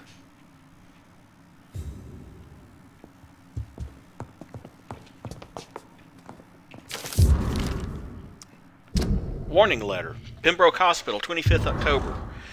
Dear Dr. Swansea, I must inform you of my deepest reservations concerning the Dr. Thurrow Strickland and Harvey Fiddick case. Mr. Fiddick has been hospitalized after a severe work injury. He may permanently lose the use of his arm if not treated adequately. Dr. Strickland claims that a surgical procedure may save the man's arm completely. I say it also may sever its functions for good if complications arise. Our young colleague is an audacious and daring surgeon who might prove a great professional in a few years, but for now he lacks the skills to perform such a risky procedure. Need I remind you of the mistakes he made in the past? Since Dr. Strickland refuses to listen to me, I strongly advise you to forbid him to perform such a hazardous experiment. Very respectfully, Dr. Waverly Ackroyd.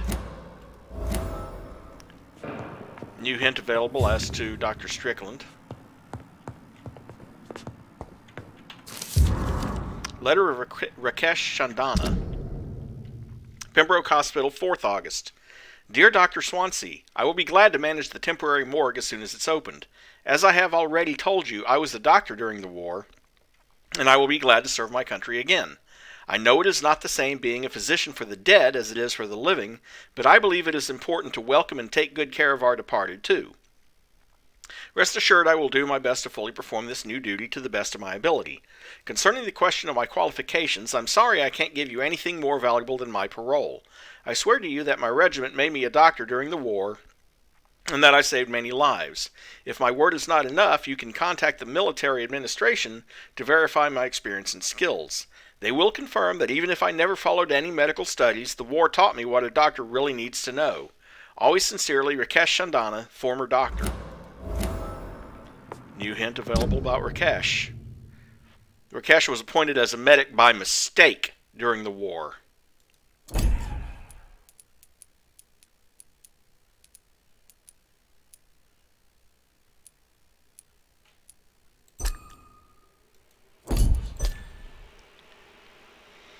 Thoreau's medical skills have been questioned in the past. Thoreau's experiments in blood transfusion have not been successful yet.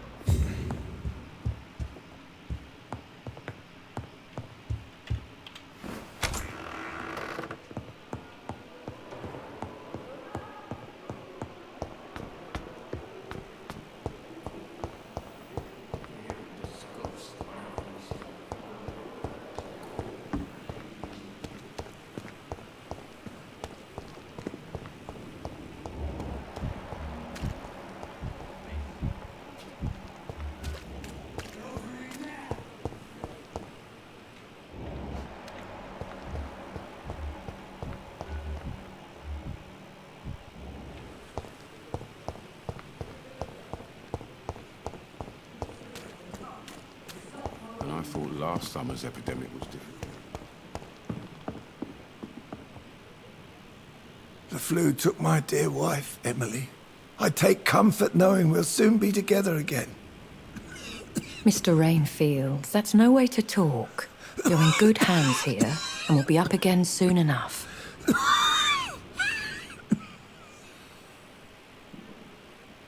Now do me a kindness and get some sleep. I'll be back round later.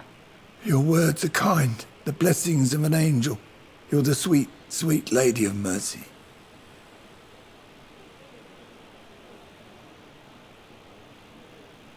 Good evening, Dr. Reid. It's a pleasure to see you again.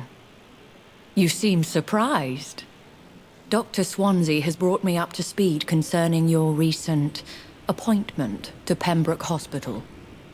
You're a the lady who saved me that night, before vanishing into thin air. I remember you from the pub with Dr. Swansea. Indeed. Allow me to introduce myself formally this time. My name is Lady Ashbury. I remember you well, in spite of the brevity of our encounter.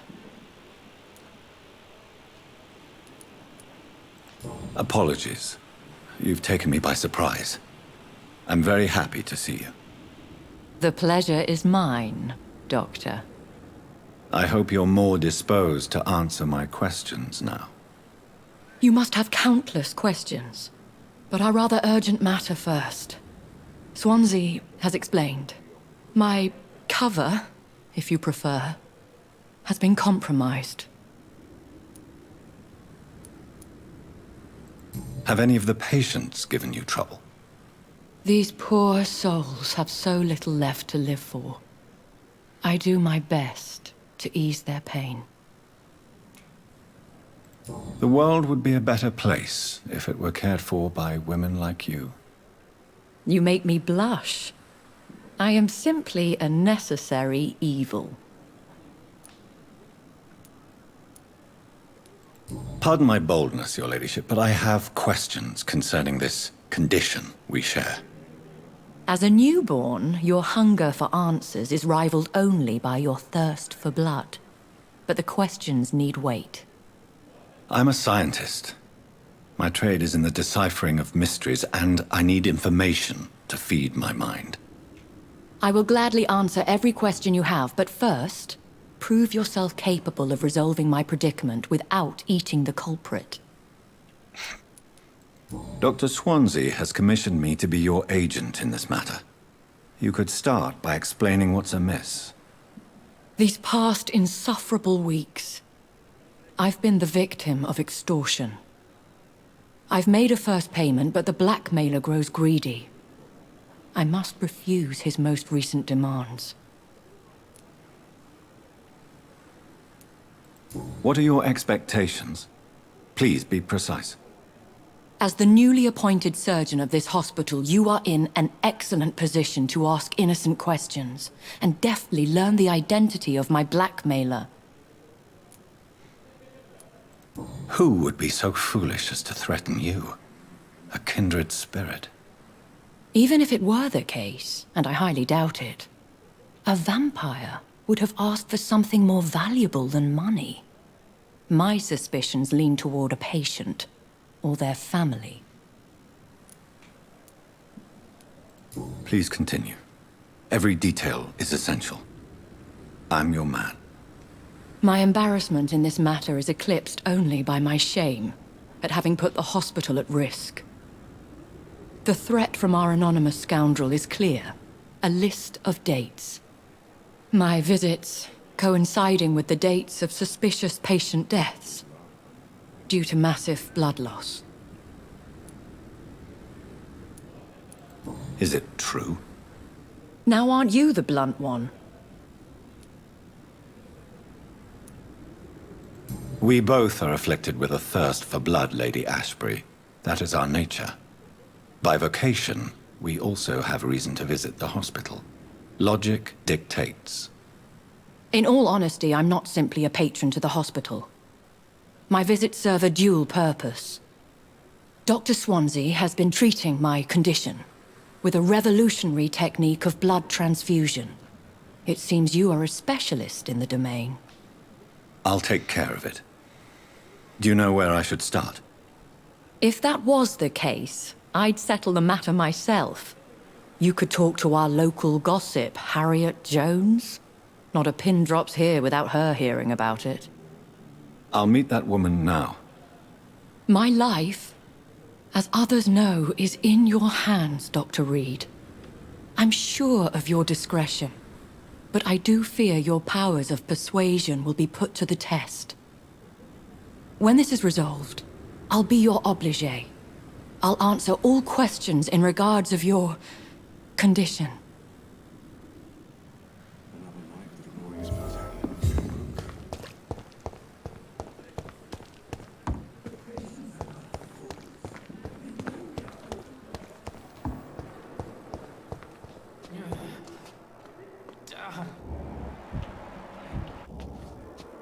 There again. A giant morgue disguised as a hospital. Simpletons, these nurses. Bred with no respect. What? What? What is this? Who are you? Get out of my room. There's no need for alarm, madam. I'm Dr. Reid, the new surgeon. Preposterous. Dr. Reid, you say? I don't want some bumbling intern. Where's Dr. Swansea? Please, calm down, madam. I assure you that I am highly qualified. I'm just back from war duty. Ha! How brave. Threatening an old defenseless woman. You know how long I've been a patient here? You've picked the wrong fight.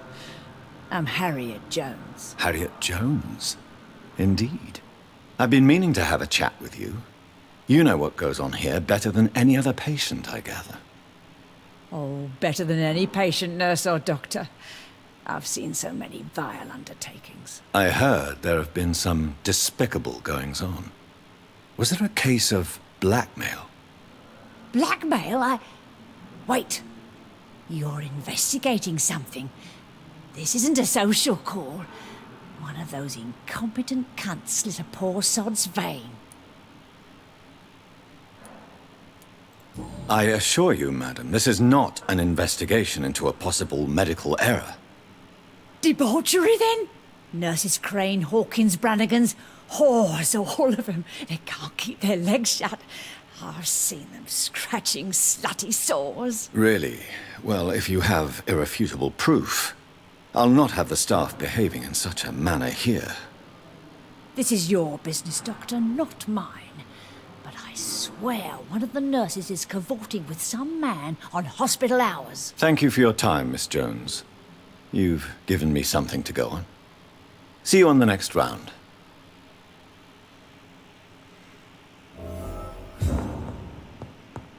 The patients and staff might know something. I'll start my investigation with them.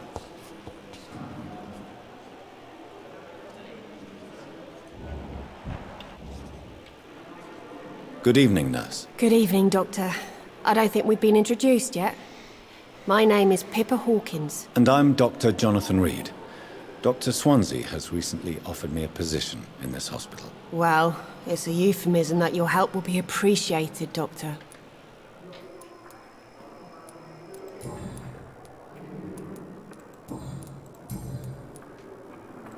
How would you describe the situation at the Pembroke Hospital? It's serious.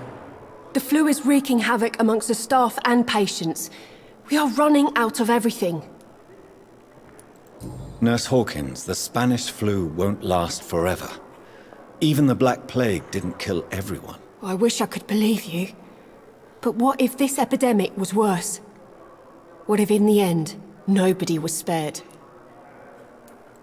You must get a hold of yourself, Nurse. Sorry, I'm exhausted. No one has any idea when this epidemic will be over. How long have you been a nurse? Or long enough to see that the epidemic is winning. And no matter how qualified you are, don't tell me you'll change that. You're right. When dealing with such a terrible disease, one must remain humble. But that doesn't mean we shouldn't try our best. Sorry, Doctor. I don't want to sound bitter, but I'm just too tired to give a pep talk like Nurse Brannigan. How is the Pembroke staff coping with the epidemic? Well, not well. Milton, the ambulance driver, is even more grumpy than usual, especially concerning doctors. Why does Milton dislike doctors? I don't know. Just ask him. But be warned, Milton is not the chatty type. Why is Milton grumpy on a daily basis? Is it just an act? Milton's not the kind of man who's bothered about a bad reputation, whether he deserved it or not.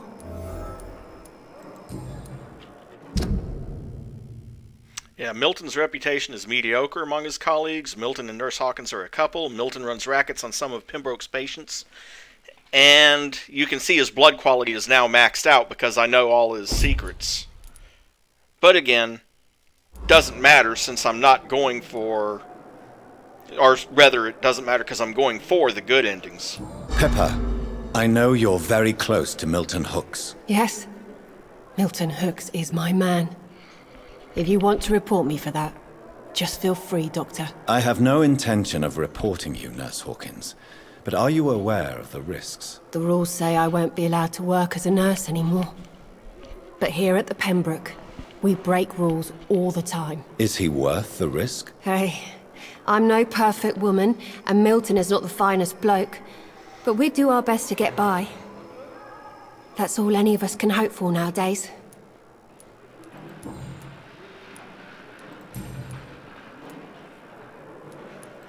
Pepper, are you sure you want to leave this hospital? To become a nurse was a little girl's dream. But in the end, I don't feel that useful. I want more. I want to make things change. You should be proud of what you've achieved. This hospital represents hope for many people in need of help. Maybe you're right.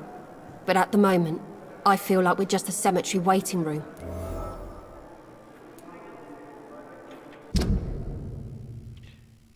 Yep. What steps are you prepared to take to feel more useful? I don't know yet. My sister believes that the real fight is in the streets nowadays. Maybe she's right. Maybe this is what I must do. And what about Milton Hooks? Does he share your point of view? For Milton, any change means more comfort and more peace. I disagree. If you feel that saving lives is not useful enough, perhaps it means that you've lost faith. On the contrary, my faith has never been stronger. Maybe we are all just too proud to face up to the fact that science cannot compete with God. Milton cheats patients out of their money at this hospital, Pippa. Are you his accomplice? Yes, I am. Is this your definition of being useful? By abusing the sick and poor? No. It is my definition of getting out of this useless life once and for all. Whose idea was it? What difference does it make? We did it together, and I'm guilty as charged. Answer my question. It was my idea first, even though Milton would say it was his, to protect me. Why do you do it? Why not? Most of the sick who paid for a bed are already dead, or will be soon. Don't you see the futility of all this?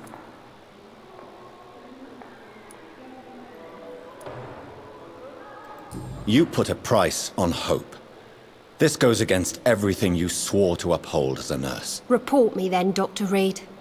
Report the little nurse and keep on lying about the surgical errors, the wrong dosages and diagnostics that we all covered for the sake of our colleagues.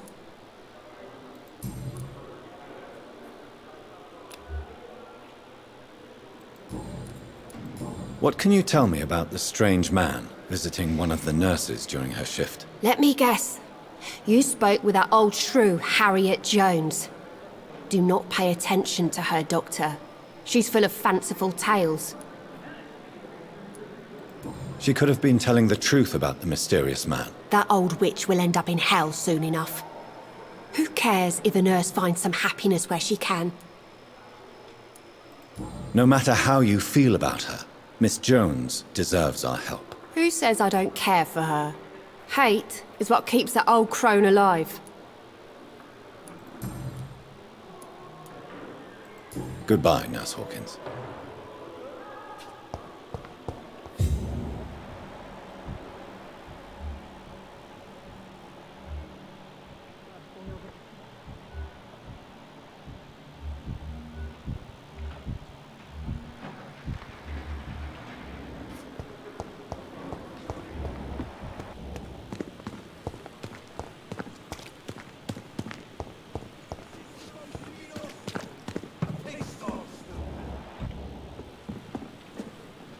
Good evening, Nurse Brannigan. Good evening, Doctor. Do you know if any of the hospital staff have criminal backgrounds? The people who work here all come from very different backgrounds, Doctor. Just like the patients. Why does Dr. Tippett's claim you're the main reason he keeps working, despite his fatigue? If it wasn't for him, I probably would have left the Pembroke years ago. Dr. Tippett does not think of you as just a nurse anymore, does he? If you're suggesting he's not taking my gender into consideration when it comes to medical practice and knowledge, I really hope he doesn't.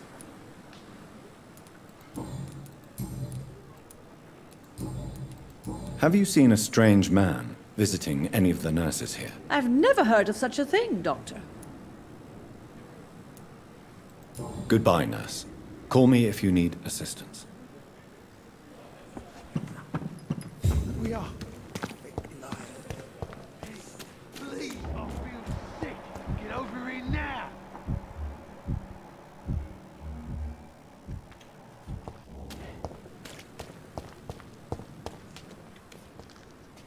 Please, sir. I need help bad. What's going on? I'm Blight, sir. Newton Blight. I've lost my mate. Can't find him anywhere. I'm Dr. Jonathan Reid from the Pembroke Hospital. Please, calm down and give me more details. Oswald and myself were both infantry, sir. We were en route for the hospital, but... well, we had a disagreement. And Oswald ran off towards the canal. How long have you been searching for him? I can't go there. Too many rats by the water. Fucking rats. Can't stand them since the war, sir. Can't stand them at all. Don't be ashamed, Mr. Blight. Many soldiers who survive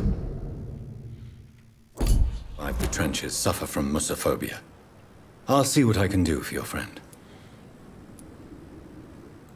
What can you tell me about yourself? I'm Oswald's best friend. We served in the same regiment, sir. We've taken care of each other since we came back from the front. This is a dangerous part of town. What are you doing here? We were looking for the Pembroke Hospital. We both need help. Treatment, I mean. To get some sleep. Just need to feel better, sir.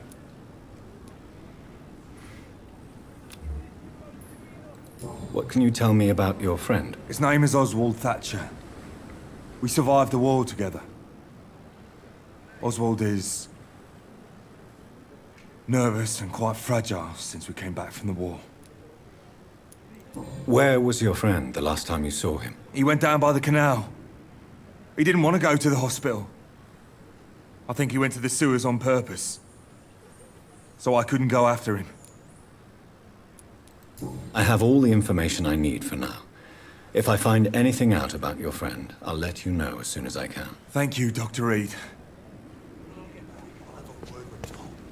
He's really pissed me off this time.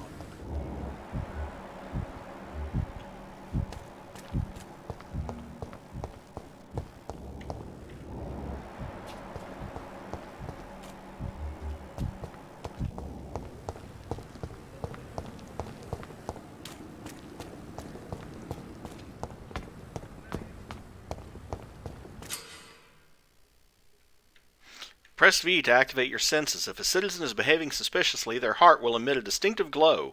By looking at the citizen, you'll unlock a special interaction. Look for Dorothy Crane. And get some opium. Don't worry.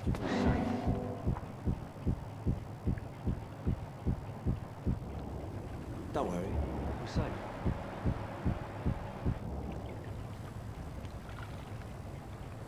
Don't worry, we're safe. No one is here. Relax. Don't worry, we're safe.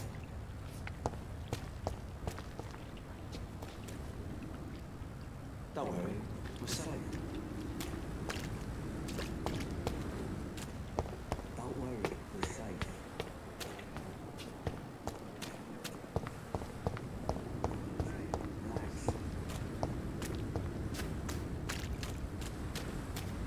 Don't worry, we're safe. Don't worry, we're safe.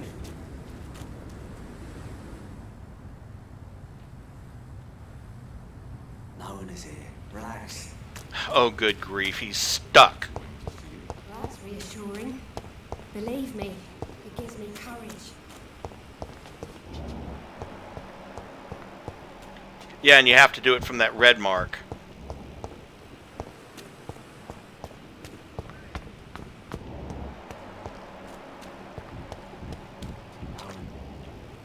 You're sure you don't come back with me? Nah, I have to see someone at the hospital.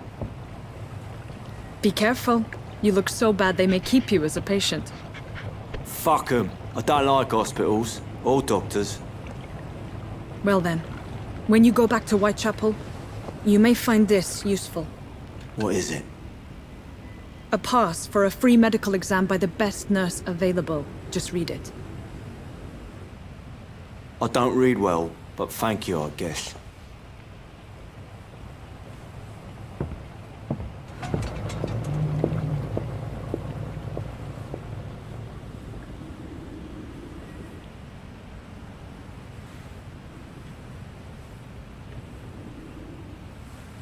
And of course, she disappears.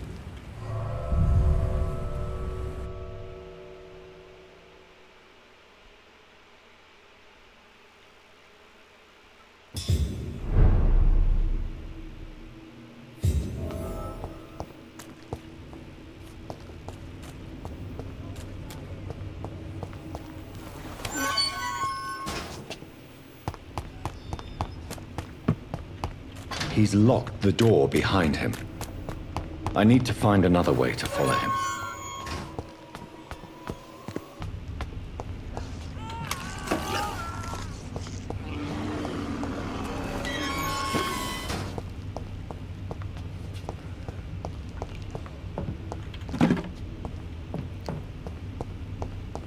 This man has been savagely attacked and dragged to the floor.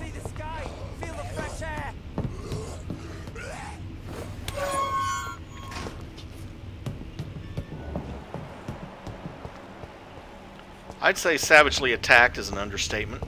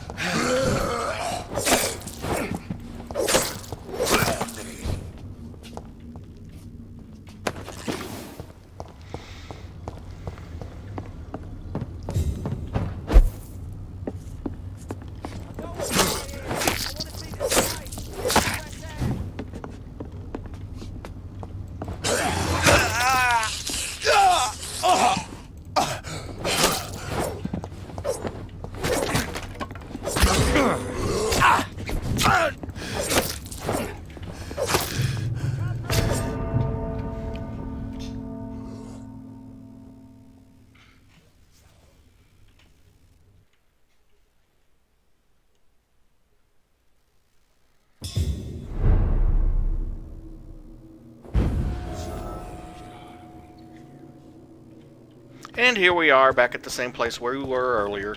Only difference is that stays unlocked.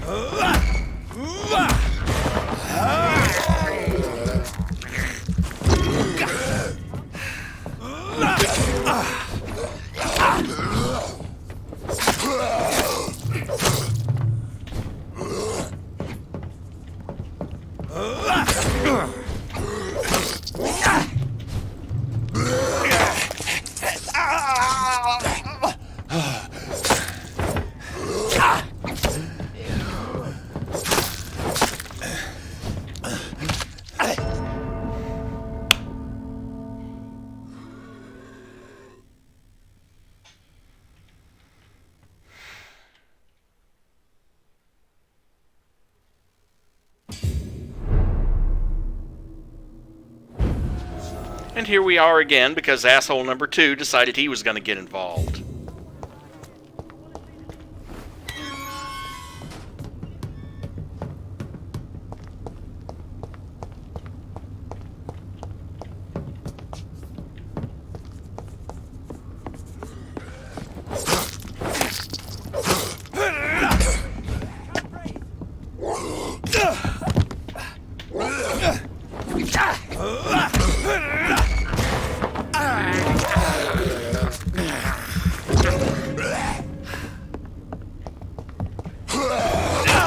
Oh, come on! 2 of them again?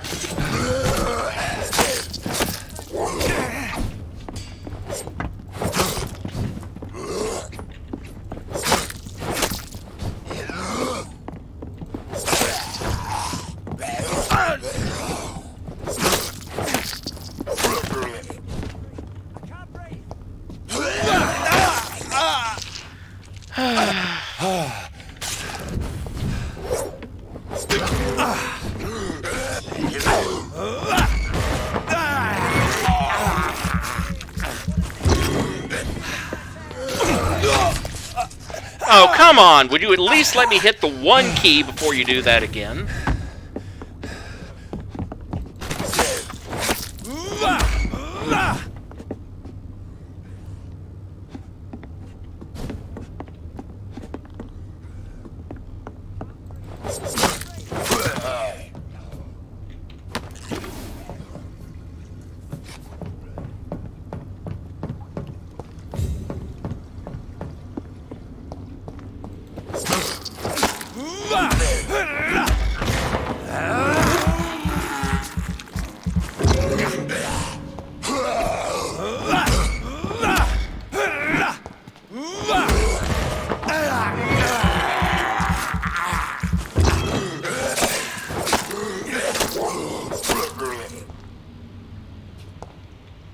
There we go.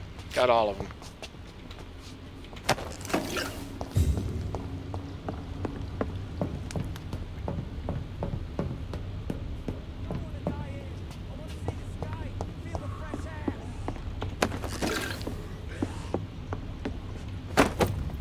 A barbed cudgel. Some lead rods and some pills.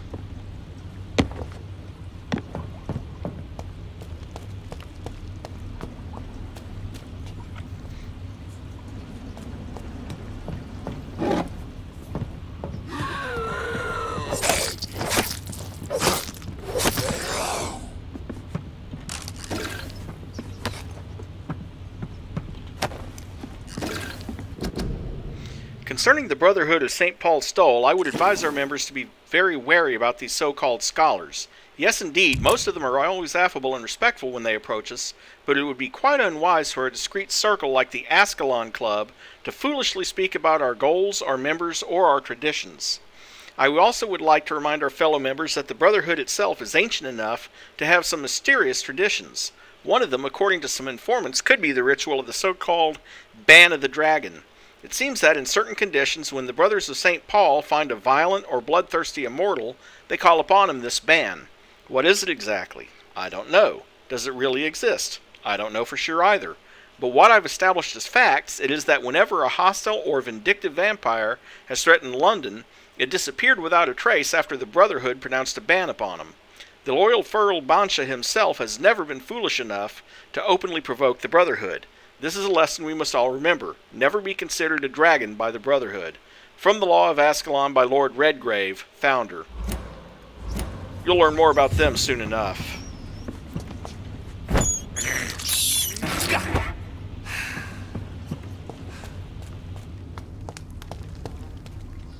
Oh, okay, I already came from that route.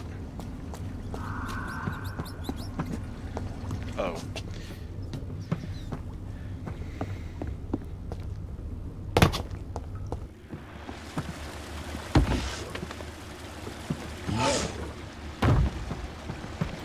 What sort of creature is this? One that you need to dodge from.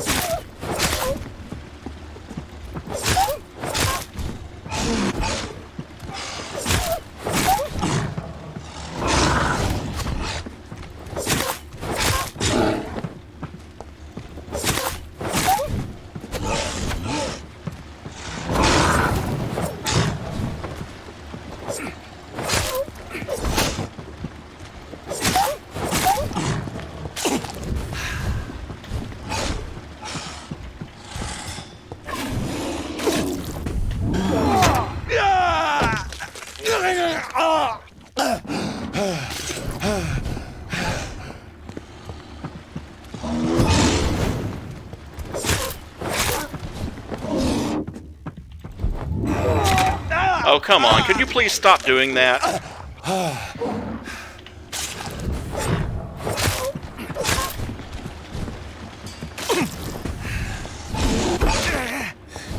And there goes another huge amount of health.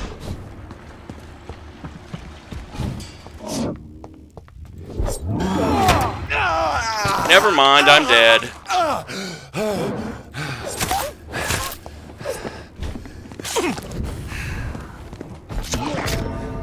It's healing off of me is the problem.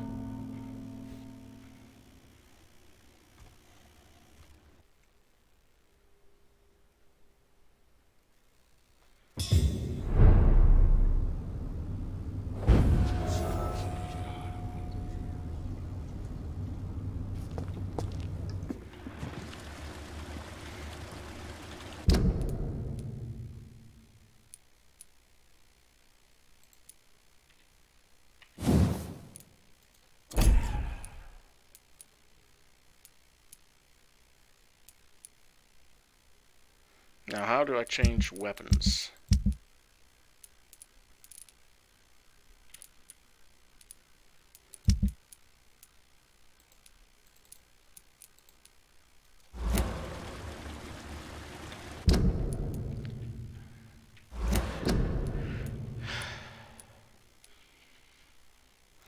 Well, we have passed the 4-hour mark, so I'm just going to save it here and leave it for now. And when we pick up, we'll deal with this thing. So, thank you for coming. I appreciate your support. If you're new and you'd like to see more, don't forget to support the channel by leaving a like and subscribing. And have a great rest of your evening.